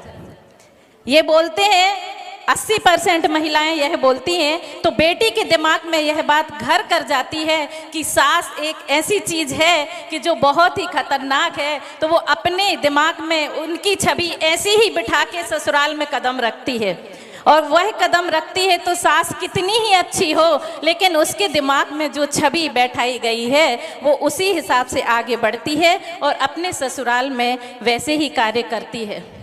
आप सभी जानते हैं नमक की भी उतनी ही भूमिका है, शक्कर से ज़्यादा नमक की है। जब हम खीर बनाते हैं तो आप सभी लोगों को पता होगा कि बुंदेलखंड में थोड़ा सा नमक डाला जाता है, और जब नमक हम डालते हैं तो उस खीर की मिठास दोगुनी हो जाती है। तो हम यहाँ कैसे कह दें कि सास नमक है और माँ शक्कर है।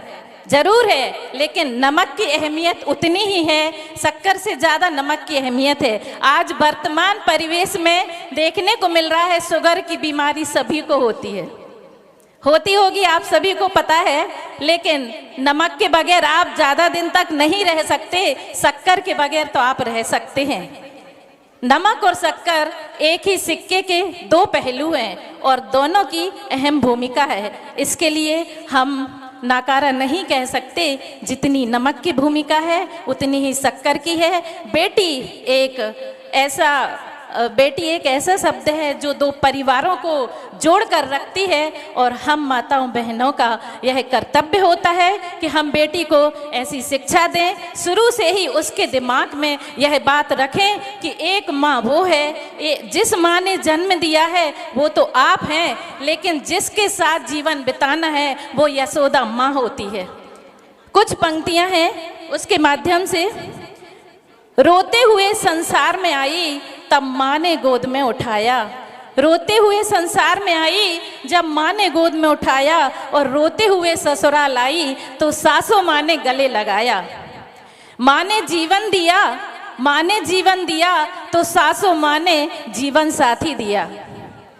माँ ने जीवन दिया, सासू माँ ने जीवन साथी दिया। माँ ने चलना बैठना सिखाया तो सासू माँ ने समाज के बीच में बैठना सिखाया। माँ ने घर के काम सिखाए तो सास ने घर चलाना सिखाया। माँ ने कोमल कली की तरह संभाला तो सास ने विशाल वृक्ष बनाया।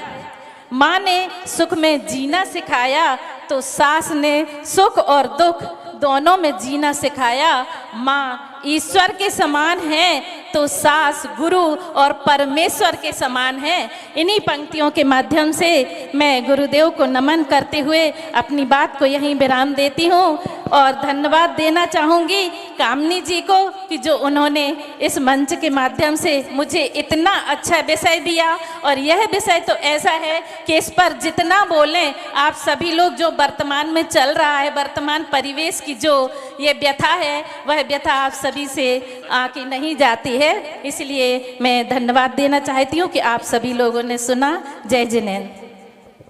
बहुत बहुत धन्यवाद दीदी के लिए। मैं अब गुरुदेव के चरणों में, हाँ एक मिनट, मैं गुरुदेव के चरणों में अब इस मंच को समर्पित करना चाहूँगी। यदि हो सके तो गुरु से अनुमति हो तो 2 मिनट का, यदि अध्यक्ष द्वारा श्रीमती विमला जी से मैं इस कार्यक्रम का समापन करवा लूँ।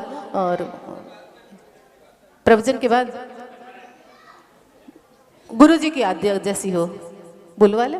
आइए मैं अपने कार्यक्रम की अध्यक्षा विमला दीदी न्यायमूर्ति जी के लिए आमंत्रित करती हूँ। अपनापन छलके जिनकी बातों में, अपनापन छलके जिनकी बातों में, कुछ लोग ही होते हैं लाखों में, कुछ लोग ही होते हैं लाखों में। मैं आमंत्रित करूँगी विमला दीदी के लिए कार्यक्रम का उपसंहार करने के लिए। परम पूज्य गुरुदेव गणाचार्य विरासागर जी सत्संग विराजमान हैं। इससे महिला वर्ग का उत्साहवर्धन हुआ, उन्हें बारंबार नमोस्तु। उपस्थित देवियों, सज्जनों, सम्मानीय मंच, आज हम इस बात पर विचार करने के लिए एकत्रित हुए कि हम अपने बच्चों का पालन पोषण और उन्हें संस्कारित कैसे करें, बच्चों को किस तरह शिक्षा दें, अपने परिवार का और स्वयं को स्वस्थ कैसे रखें, अपने समाज की उन्नति में किस प्रकार सहयोग करें, हम अपने समय का अधिक से अधिक उपयोग किस प्रकार करें तथा अपनी बचत का विनियोग किस प्रकार से करें। इस संबंध में डॉक्टर वीनू जैन, डॉक्टर विधि जैन ने अपने विचार व्यक्त किए। डॉक्टर वीनू ने बताया कि परिवार के खुशनुमा वातावरण से बच्चों का बहुत अच्छा प्रभाव पड़ता है। यह पूर्णतः स्वाभाविक और सही है। जिस परिवार का वातावरण हंसी खुशी से सरोवर होगा, उस परिवार के बच्चे अधिक सहज, संतुलित और विनम्र होंगे। ऐसे वातावरण में पले बच्चों का शारीरिक, मानसिक एवं भावात्मक विकास तेजी से होता है। डॉक्टर वीनू ने नारी को परिवार की धुरी बताया है। महिला परिवार की धुरी तो है ही, समाज की भी धुरी है। वह देवी गुणों की खान है जिन्हें अपनाकर मानव नर से नारायण बनता है। वह प्रकृति की भी धुरी है जिसके संबल पर मानव जाति गतिमान होती है। डॉक्टर विधि जैन ने महिलाओं को फिट अर्थात स्वस्थ रहने को कैसे भोजन की आवश्यकता है इसकी जानकारी दी, साथ ही अपनी रुचि के कार्य करने की भी सलाह दी। आर्थिक रूप से सक्षम होना अत्यंत आवश्यक है। इससे खुद में आत्मविश्वास आता है और निर्णय लेने की क्षमता विकसित होती है। प्रत्येक महिला को अपनी रुचि जागृत करना होगी, खुद पर विश्वास बनाए रखना होगा। किसी के टोकने पर या कमतर आके जाने से निराशा नहीं आनी चाहिए। स्वयं माँ में आत्मविश्वास होगा तब बेटी सबल नारी बन सकती है। महिलाओं ने छोटी छोटी पर नियमित बचत से बहुत से व्यवसायों को डूबने से बचाया है और संकट काल में गृहस्थी की गाड़ी बराबर दौड़ाई है। वह तब जब उनके साथ आय के कोई स्रोत नहीं थे। पैसों से जुड़े महिला के गुण परिवार के लिए लाभदायक होते हैं और अंततः खुद उन्हें संतुष्टि प्रदान करते हैं। बच्चों को संस्कारित करने के संबंध में विचार व्यक्त किए। संतान में श्रेष्ठ विचार एवं संस्कारों का रोपण एक आवश्यक और महत्वपूर्ण कार्य है। संस्कार का अर्थ होता है शुद्ध करना, साफ करना, चमकाना और भीतरी रूप को प्रकाशित करना। किसी भी उम्र में आप लोग पढ़ना लिखना ना छोड़ें। एक उम्र के बाद हो सकता है सौंदर्य आपका साथ छोड़ दे, लेकिन शिक्षा बुद्धि आपका साथ कभी नहीं छोड़ेंगे। अपने गुण या विद्या को निखारने में देरी या संकोच ना करें। सीखा हुआ कोई भी हुनर कभी व्यर्थ नहीं जाता। संगीत हो या कढ़ाई बुनाई, ड्राइविंग या डांस, किसी भी चीज़ की सीख उम्र में आड़े नहीं आने देती। कामकाजी महिला हो या गृहिणी हो, हर महिला के कोई ना कोई अरमान अवश्य होते हैं। हर महिला चाहती है कि उसे पहचान मिले, इसलिए आपको जो काम आता है उससे शुरुआत करें। अपनी जिम्मेदारियां निभाएं, लेकिन अपने सपनों को खत्म ना होने दें। यह तो सभी जानते हैं कि माँ ही पहली गुरु है, इसलिए माताओं को बालकों को संस्कारित करने में अधिक ध्यान देना चाहिए। घर से बाहर बालकों को संस्कारित करने में विद्यालय, गुरुजन और पाठ्य पुस्तकों का बड़ा योगदान रहता है। भावी पीढ़ी को मनसा वाचा कर्तव्य सशक्त बनाने हेतु प्रारंभ से ही विद्यालयों में नैतिक शिक्षा का अध्ययन अनिवार्य होना चाहिए। क्षमता होने पर भी निमित्त मिलता है, ज्ञान का विकास होता है। निमित्त नहीं मिलने से ज्ञान और संस्कारों का बढ़ना बहुत कठिन हो जाता है। चेन्नई के एक स्कूल द्वारा बच्चों को छुट्टियों का assignment Annai Violet matriculation and higher secondary school ने बच्चों को संस्कारित करने के लिए पेरेंट्स के लिए एक एडवाइजरी जारी की है, जिसमें उल्लेख है कि माता पिता 2 महीने उनके साथ छुट्टियों में साथ ही रहें। बच्चों के साथ कम से कम 2 बार खाना खाएं। उन्हें किसानों के महत्व और उनके कठिन परिश्रम के बारे में बताएं। उन्हें यह भी बताएं कि अपना खाना बेकार ना करें। खाने के बाद अपनी प्लेट खुद धोएं। इस तरह कार्यों से बच्चे मेहनत की कीमत समझते हैं। बच्चों को अपने साथ खाना बनाने में मदद करने दें। उन्हें सब्जी या सलाद काटने दें। दादा दादी और नाना नानी के घर उनको लेकर अवश्य जाएं और बच्चों को उनके साथ घुलने मिलने दें। अपने कार्यस्थल पर लेकर जाएं, जिससे वह समझ सकें कि आप परिवार के लिए कितनी मेहनत करते हैं। स्थानीय बाजार और स्थानीय त्यौहार को मनाने दें। बच्चों को किचन गार्डन बनाने और बीज बोने के लिए प्रेरित करें। पेड़ पौधों के संबंध में जानकारी दें। अपने बचपन और अपने परिवार के इतिहास के बारे में बताएं। बच्चों को बाहर खेलने दें, चोट लगने दें और गंदा होने दें। कभी कभार चोट लगना, गिरना और दर्द सहन करना उनके लिए अच्छा होता है। कुछ लोकगीत उन्हें सुनाएं। बच्चों को टीवी, मोबाइल फोन कंप्यूटर और इलेक्ट्रॉनिक गैजेट्स से दूर रखें। Chocolate, jelly, cream, cake, chips, gas वाले पेय पदार्थ, तले हुए खाद्य पदार्थ देने से बचें। माता पिता होने के लिए यह जरूरी है कि आप अपना समय बच्चों को दें। आप सभी प्रबुद्ध और प्रभावशाली महिलाएं हैं। सभी को बधाई। सभी के वक्तव्य बहुत अच्छे रहे। डॉक्टर श्रीमती आशा जैन और श्रीमती हिमांशु जैन ने मुनि यारिकाओं के आहार विहार की शुद्धि के संबंध में बताया, जो आप सभी के लिए दैनिक जीवन में उपयोगी और आवश्यक है, और यह हमें उनके बताए अनुसार ही प्रयोग में लाना चाहिए। श्रीमती रानू जैन पथरिया भक्तांबर हीलर हैं, उनको भी सुना गया। भक्तांबर एक ऐसी स्तुति है जिसका श्रद्धा के साथ पाठन करना प्रत्येक महिला को आना चाहिए। उसकी मैं स्वयं भी अनुभवी हूँ। भक्तांबर का महत्व मैं बहुत अच्छी तरह से जानती हूँ।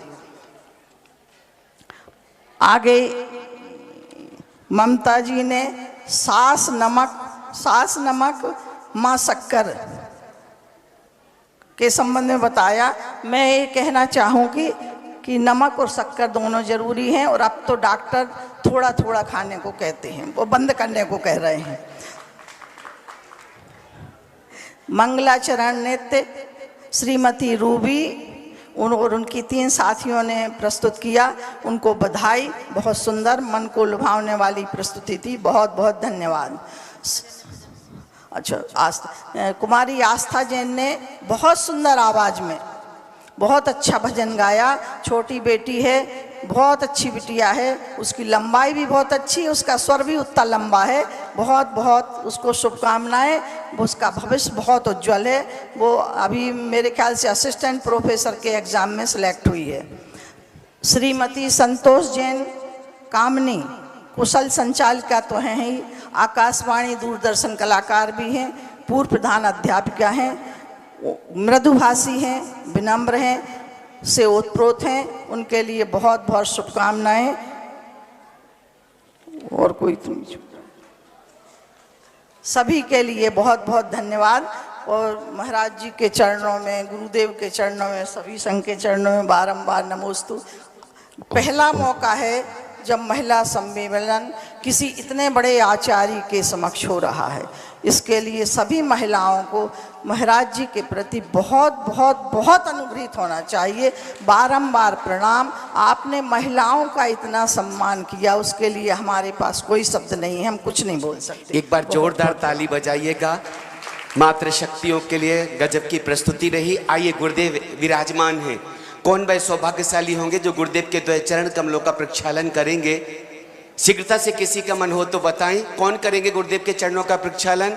आइएगा हमारे जिन्होंने भजन प्रस्तुत किया था वो बेटी हो तो आ जाए, थोड़ा सा हम सम्मान। आज भगवान के जन्म कल्याणक महामहोत्सव की पावन बेला पर श्री प्रेमचंद जी जैन हीरापुर एवं अंकित सांधेलिया जी युवा अध्यक्ष युवा परिषद बुंदेलखंड के जो अध्यक्ष पद को सुशोभित कर रहे हैं। आज उनका जन्मदिन है और वो तीर्थ क्षेत्र को अच्छी सी राशि देकर गुरुदेव के चरणों के पखार करने का सौभाग्य पा रहे हैं। आइए अंकित भैया जल्दी से आ जाइएगा। गुरुदेव के चरणों का आज इनकी विशेष 11,111 रुपया और दान देंगे। और बहुत बहुत शुभकामनाएं पूरी कमेटी और उपस्थित लोगों की ओर से शुभकामनाएं। आइएगा गुरुदेव एक बार। और आप अंकित भैया ने 500 कैलेंडर वर्धमान जो कैलेंडर प्रकाशित होता है इंदौर से अपनी ओर से प्रकाशित कराए हैं। 300 वितरित हो गए हैं और भी बच्चे हैं। आप सभी को जब जाते वक्त ये कैलेंडर मिलेंगे, अपना जैन कैलेंडर है। आइएगा अंकित सांधेलिया, आज जिनका जन्मदिन है, भगवान के जन्मदिन के दिवस पर इनका जन्मदिन पड़ा है। एक बार ताली बजा दीजिएगा, हम बधाई देते हैं। इन्होंने 11,000 रुपए की राशि देकर गुरुदेव के चरणों का पखार करने का सौभाग्य अर्जित किया है। बधाई हो अंकित भैया, सब परिवार को बधाई हो।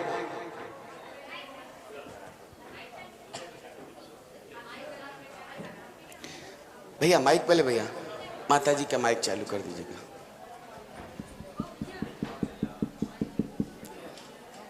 जय बोलो परम पूज्य गणाचार्य भगवान श्री 160 विराग सागर जी महामुनि राज जी की। चरणों का प्रक्षालन करने गुरुवर के, चरणों का प्रक्षालन करने गुरुवर के, स्वर्ण कलश हाथों में लाए जल भर के, स्वर्ण कलश हाथों में लाए जल भर के। जय परम पूज्य गणाचार्य भगवान श्री 160 विराग सागर जी महामुनि राज जी। अध्यक्ष महोदय आदरणीय साहब एक सूचना दे रहे हैं, इस पंचकणक प्रतिष्ठा महामहोत्सव में जिन भी परिवारों के बच्चों के बेटियों के स्वयं के जन्मदिन पड़े हों, वैवाहिक वर्षगांठ पड़ी हो, ऐसे कुछ विशेष अवसर पड़े हो, तो 8 तारीख को विशेष उन महानुभावों को यहाँ पर सम्मानित किया जाएगा गुरुदेव की साक्षी में। 8 तारीख को तैयार रहेंगे और कुछ विशेष उपहार पुरस्कार भी यहाँ से वितरित किया जाएगा। वाह!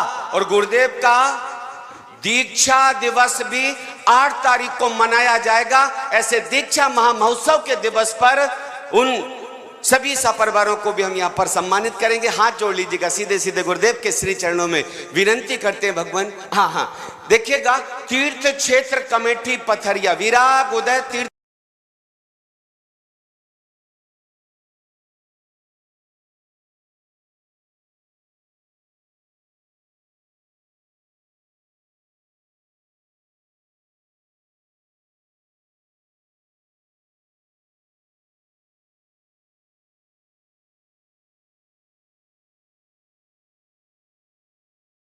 साहब यहाँ पर विराजमान है। संपूर्ण टीम के साथ आए और पूज्य ऋषिवर के श्री चरणों में श्रीफल समर्पित करते हुए पूज्य ऋषिवर से कहेंगे कि हे भगवान, जो विराग उदर तीर्थ क्षेत्र जो संपूर्ण विश्व में जाना जाता है, वहां पर जो भव्य पंचकणक प्रतिष्ठा महामहोत्सव फरवरी मास में होने वाला है, यहाँ के आपके श्री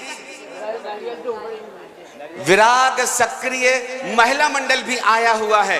वह महिला मंडल भी आए और पूज्य श्री चरणों में श्रीफल समर्पित करके निवेदन करें, विनंती करें कि हे ऋषिवर, जब आपके यहाँ से श्री चरण कमल विहार करें तो पथरिया की ओर आपका प्रस्थान हो, ताकि भव्य पंचकणक प्रतिष्ठा महामहोत्सव का सानिध्य आप सबका पूरे संघ का वहां पर मिले।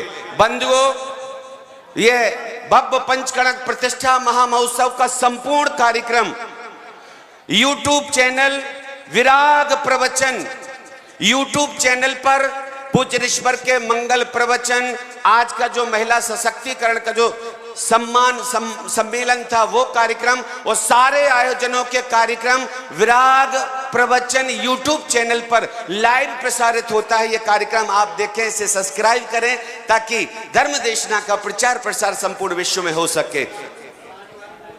हाँ रानू भैया, ये लो रानू पथरिया आए, अर्घ बोलिएगा।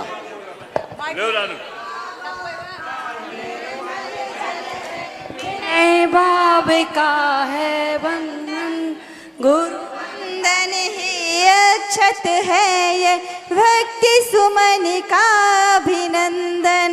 मन वचन से आत्म समर्पण, मोह क्षोभ का समन करूं। परम पूज्य आचार्य शिरोमणि विराग सिंधु जी को नमन कर। ओम ह्रूम परम पूज्य आचार्य गुरुदेव श्री विराग सागर जी तीन्द्रेभ्यो अनर्घ पद प्राप्त अर्घम निर्पामति स्वाहा। दीप प्रज्वलन में हमारे यहाँ की डॉक्टर आशा जी ने 2100 रुपये हमें सप्रेम भेंट किए हैं, एवं आशा जी सिंघई बक्सवाहा उन्होंने 2100 रुपये सप्रेम भेंट किए हैं, एवं श्रीमती सीता जैन जी जो महिला बाल का सुपरवाइजर हैं उन्होंने भी 1100 रुपये दीप प्रज्वलन और चित्र अनावरण में हमें प्रदान किए हैं। हम उनको कोटिशः धन्यवाद देते हैं। चलिए सभी अपना स्थान ले लेंगे शीघ्रता से, समयाभाव है, लेकिन हम पिपासु हैं, गुरुदेव के अमृतमय वचनों को अवश्य श्रवण करेंगे। भगवान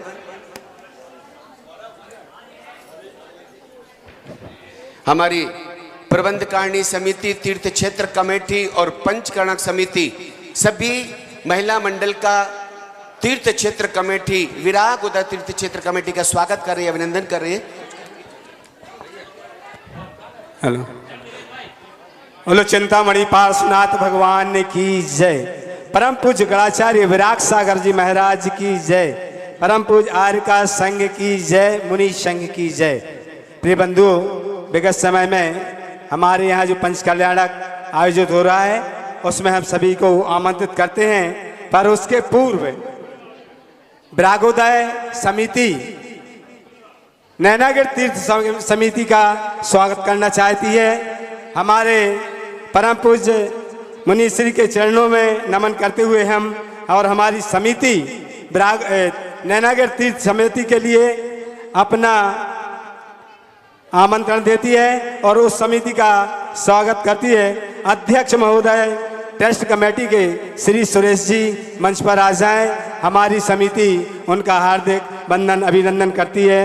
आइए श्री निवानी जी सभी लोग आ जाएं और हमारी तीर्थ कमेटी का सम्मान स्वीकार करें।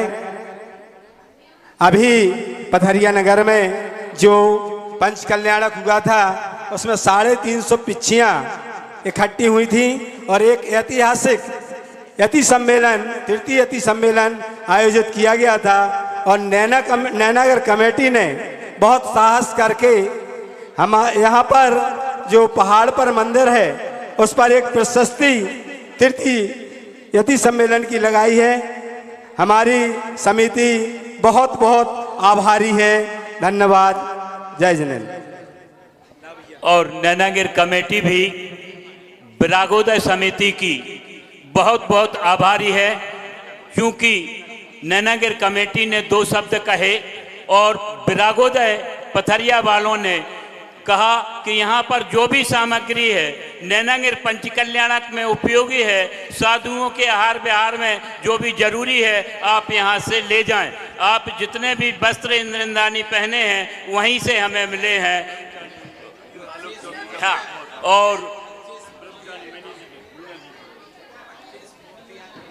और पथरिया नगर ने 25 मूर्तियां दी हैं और जो रत्नों की हैं आप सिद्ध मंदिर में आप लोग दर्शन करें।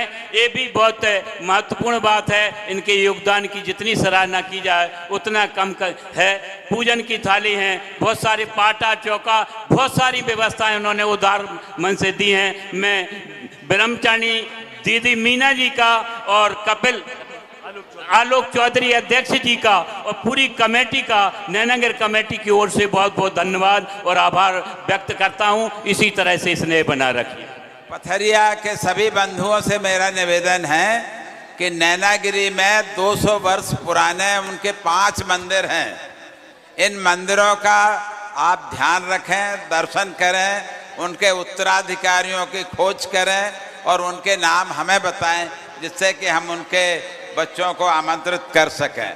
कृपया यह खोज, आपकी बेदी हमारे यहाँ है, आप सबसे तलाश करके बताएं कि उनके सक्सेसर आज कौन है।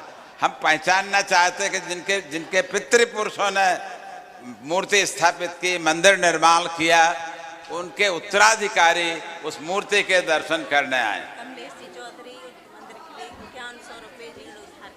चलो, बहुत बहुत कमलेश 1400 रुपये हमारे मंदिर के जीर्णोद्धार के लिए दी हैं। बहुत बहुत बधाई, बहुत बहुत धन्यवाद। और आप हमारे 5 मंदिरों के वर्तमान मालिकों की खोज जरूर कर दें। गुरुदेव रहेंगे पंच कल्याणक में। हमारी प्रार्थना है कि बेसिक इन्फॉर्मेशन हम भेज देंगे, उनके मंदिर की फोटो, मूर्ति की फोटो, मूर्ति की प्रशस्ति, उनका वर्तमान मालिक हमें चाहिए गुरुदेव। हम उनका आपके पथरिया पंच कल्याणक में आके स्वागत करना चाहेंगे। बड़ा कठिन है एक छोटा सा मंदिर बनाना, हमसे ज़्यादा अनुभवी और कौन होगा। तो जिनके पितृपुरुषों ने बनाया, जबकि आने जाने के कोई साधन नहीं थे, कोई सुविधा नहीं थी, सिर पे मूर्ति रख के पथरिया से यहाँ लेके आए। हम लोग तो कार से आते हैं, फटाक से आ जाते हैं, साथ में पानी भोजन रहता है। तो आपसे प्रार्थना है सभी महाराजों से, सभी महाराज से प्रार्थना है कि अपना मंगल प्रवचन जो जहां खड़े हैं वहीं बैठ जाइए भैया, वहीं बैठ जाइएगा। पूज्य ऋषिवर के श्री चरणों में विनंती, भगवान मंगल उपदेश से जन्म करना की पावन बेला है। बिना उपदेश सुने हम यहाँ से जाएंगे नहीं। संक्षिप्त उपदेश देकर हम सभी को कृतार्थ करें। नमोस्तु भगवान, नमोस्तु भगवान, नमोस्तु। हे गुरुवर, पथरिया नगर में आपकी सत्संग शीतकालीन वासना हो, इसके लिए हम सब लोगों को आशीर्वाद प्रदान करें। नमोस्तु भगवान, नमोस्तु भगवान, नमोस्तु। सभी महानुभाव अपने दोनों हाथ जोड़ लीजिए। विनय से सिद्ध भगवान के लिए हम सब नमस्कार करेंगे।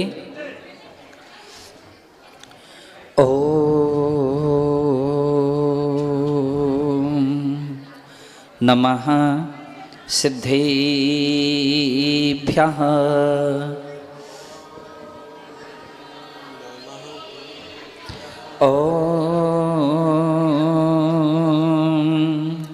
नमः सिद्धेभ्यः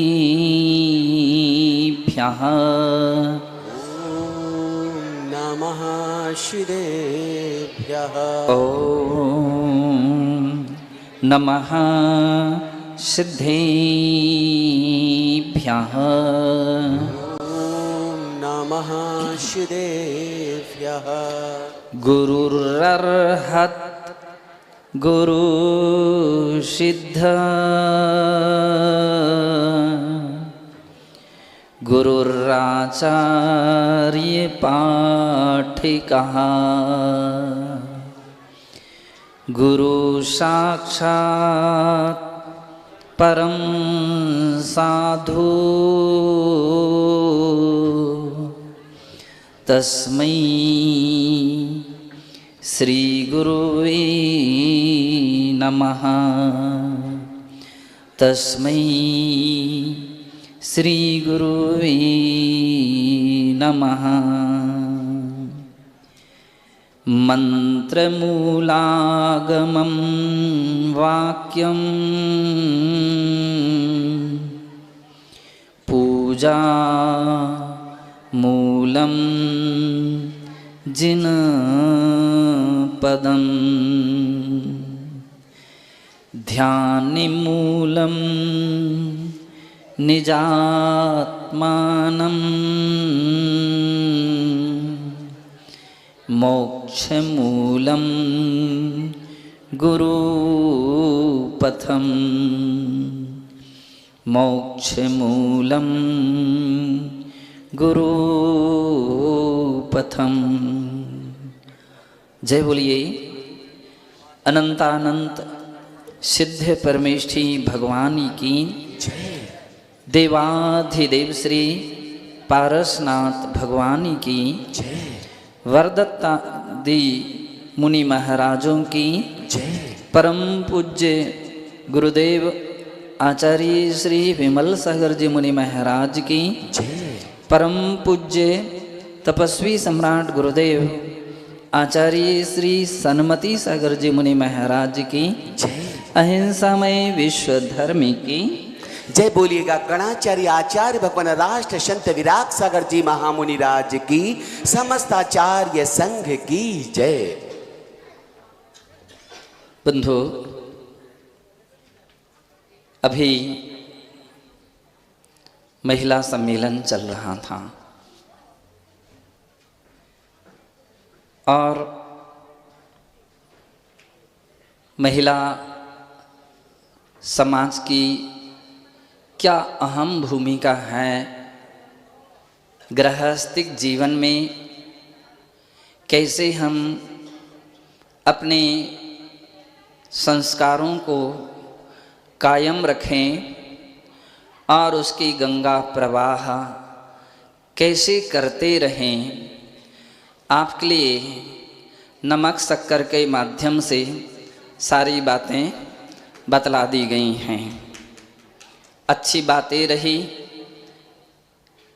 कि यह भी बतलाया गया कि नमक अपनी मात्रा में हो और शक्कर भी अपनी मात्रा में हो, अन्यथा या तो शुगर अथवा बीपी ये बीमारियां भी खड़ी हो जाती हैं और फिर डॉक्टर कहीं कम करता है और कहीं बंद भी करने की बात कहने लगता है। बहुत सारी बातें आपको सभी की अच्छी तरह से समझ में आ गई। प्रसंग तो हमारे यहाँ विरागोदय सेवा समिति और पथरिया समाज के सभी लोग उपस्थित हुए।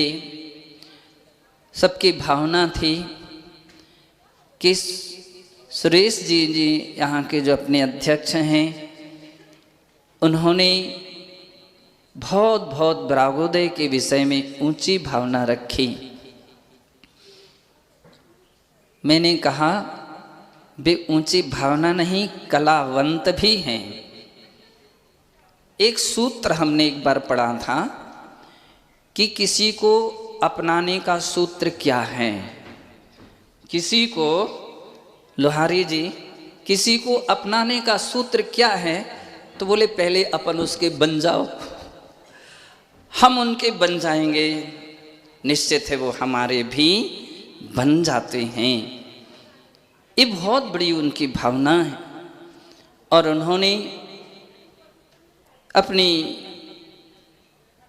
विरागोदय महामहोत्सव, आज हम लोग जहाँ जहाँ जा रहे हैं और जो भी लोग कहीं से भी आते हैं, चाहे साक्षात कार्यक्रम में उन्होंने भाग लिया हो या टीवी या मोबाइल के माध्यम से उन्होंने देखा हो, भूरी कार्यक्रम की प्रशंसा करते हैं और उनकी बात सुनकर के मन भी हम लोगों का गदगद हो जाता है। सारी समाज गौरवान्वित होती है। कितनी गौरवान्वित होती है ये सबक तो हमारे सुरेश जी बता सकते हैं।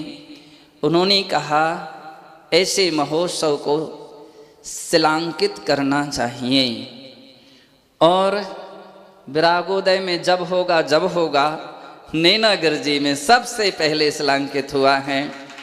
बंधो, तो सभी की भावना थी कि आज आपको जरूर चलना पड़ेगा। मैंने कि देखो माता बहनों के कार्यक्रम हैं और तुम हमको ले चल रहे हो, प्रार्थना भी हम वहीं करेंगे और उनका सम्मान करेंगे। सारी समिति उनके साथ नैनागिर जी तीर्थ क्षेत्र समिति के समस्त सदस्य उसके साथ जुड़े हुए थे। बंधो, आज विरागोदय सेवा समिति ने प्रार्थना की कि पिछले वर्ष जो महामहोत्सव कार्यक्रम हुआ था उसमें कतिपय प्रतिमाएं प्रतिष्ठाचार्य के और हम लोगों के अनुकूल नहीं दिख रही थीं, तो ऐसा विचार करके कि उनकी प्रतिष्ठापन भली देरी से कराएं, लेकिन सही तरीके से अपन प्रतिमा होना चाहिए, क्योंकि धर्मशाला के कमरे बदले जा सकते हैं, धर्मशालाएं बदली जा सकती हैं, मंदिरों के जीर्णोद्धार हो सकते हैं, लेकिन मूर्ति तो मूर्ति होती है, वो अमिट कही जाती है, वो बदली नहीं जाती हैं। सभी लोगों ने ये निर्णय लिया था कि कुछ समय के बाद जब वो बिल्कुल सही मूर्ति कंप्लीट होकर के आएंगी, उनका अपन अलग से फिर से छोटे रूप में सही लेकिन पंचकल्याण उनका करके यथा स्थान विराजमान करेंगे। निकट समय में फरवरी में 10 फरवरी से 15 फरवरी की वह डेट निश्चित की गई कि जिसमें महामहोत्सव समिति की वर्षगांठ भी उस डेट में हो जाएगी और प्रथम वर्षगांठ में प्रतिमाओं के पंचकल्याण भी हो जाएंगे। बंधो, सभी को ये बातें बिल्कुल अच्छी लगी। शेष जो भी कार्य थे, सबसे बड़ा कार्य जटिल काम था कि शिखर, इतनी विशाल मंदिर की ऊंचाई पर शिखर की प्रतिष्ठा होना, शिखर बनना। हमारे आलोक चौधरी जी और उनके साथ जो भी उनकी पूरी समिति है, विपिन चौधरी हैं, हमारे डल्लू भैया हैं, प्रकाश चंद जी सराफ हैं, संजय फुसकेले हैं, अजित श्रवण बीज भंडार वाले हैं, अपने अभय नारियल वाले हैं। सत्य है कि मैं पर्चा नहीं रखे लेकर के आया हूँ। हमारे अमृत चंद जी हैं सचिव, और भी विजय भूषा, बीरेन जी मेडिकल वाले, आदि आदि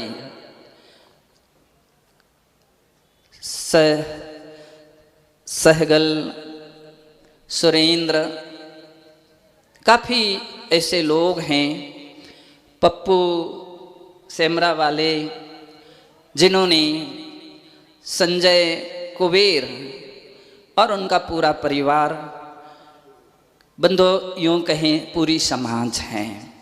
अपन कितने भी नाम गिनेंगे तो भी नाम छूट जाते हैं। सभी लोगों ने काफ़ी मेहनत की है।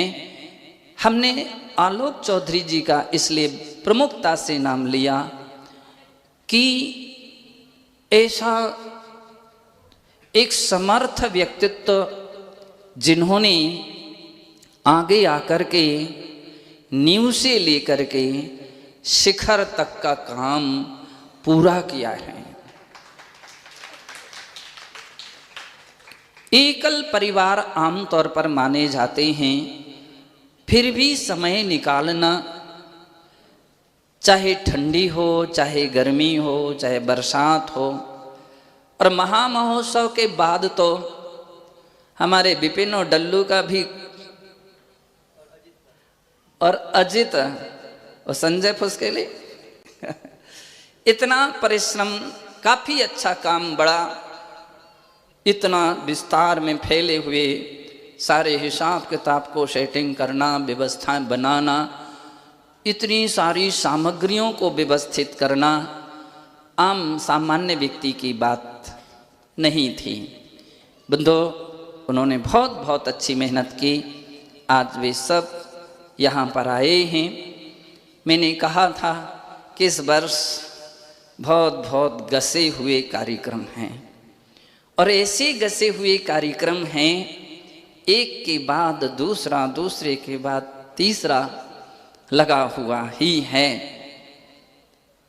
संभव तो नहीं दिख रहा था, लेकिन शाहगढ़ की डेट कुछ आगे बढ़ जाने से 10-12 दिन निकाले जा सक रहे हैं। मैंने कही कोई बात नहीं, यहाँ नैनागिर जी के पंच कल्याण के बाद पथरिया के लिए, विरागोदय के लिए ओ समय दिया जा सकता है, और उसमें वाचनाएं संभव हैं, और अपन बैठ करके सिद्धांत वाचना का भी लाभ लेंगे, और उस कार्य को कैसे संपन्न करना, उसकी रूपरेखा भी बना करके, और वो कार्य आगे संपन्न होगा। मैंने कहा देखो, बाद में तो बाद ही है। आपकी घट यात्रा के दिन, जैसे अपना नैनागिर जी था, घट यात्रा के दिन प्रवेश, वहाँ भी पथरिया में भी संभवतः ऐसा ही कुछ रहेगा कि निकट समय में ही प्रवेश रहेगा।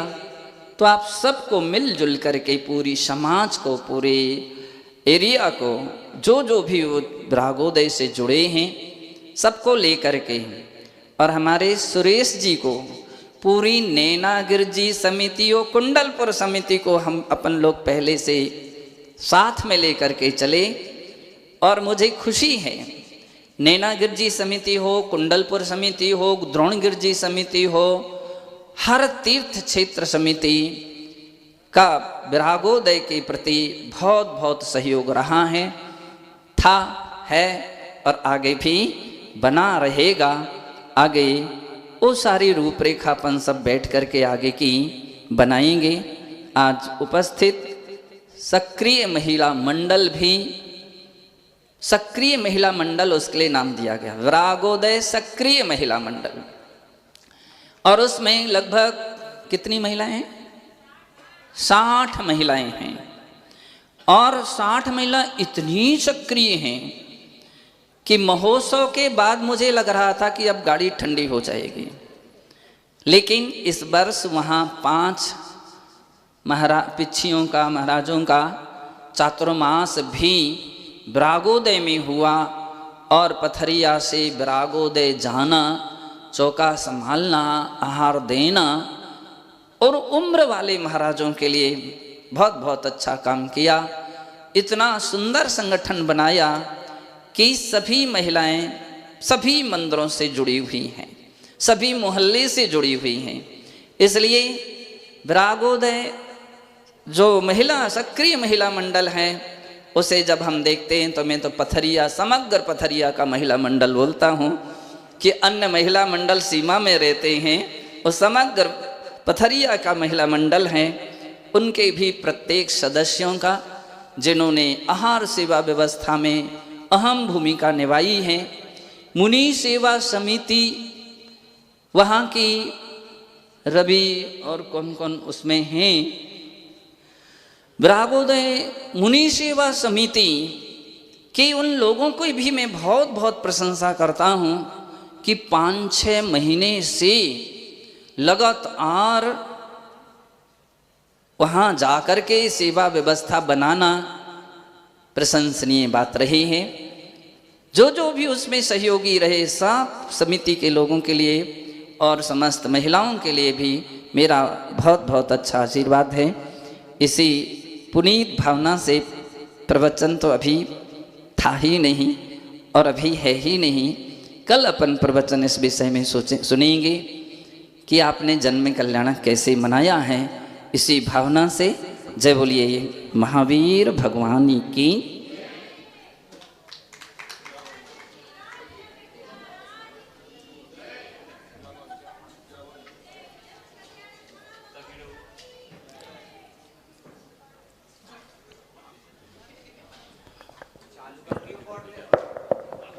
हेलो। जावाड़ी के ज्ञान दे शुजलो कालो, शोवाड़ी मस्त धरूं सदा देखे हो जो, हे जिनवाड़ी भारती तो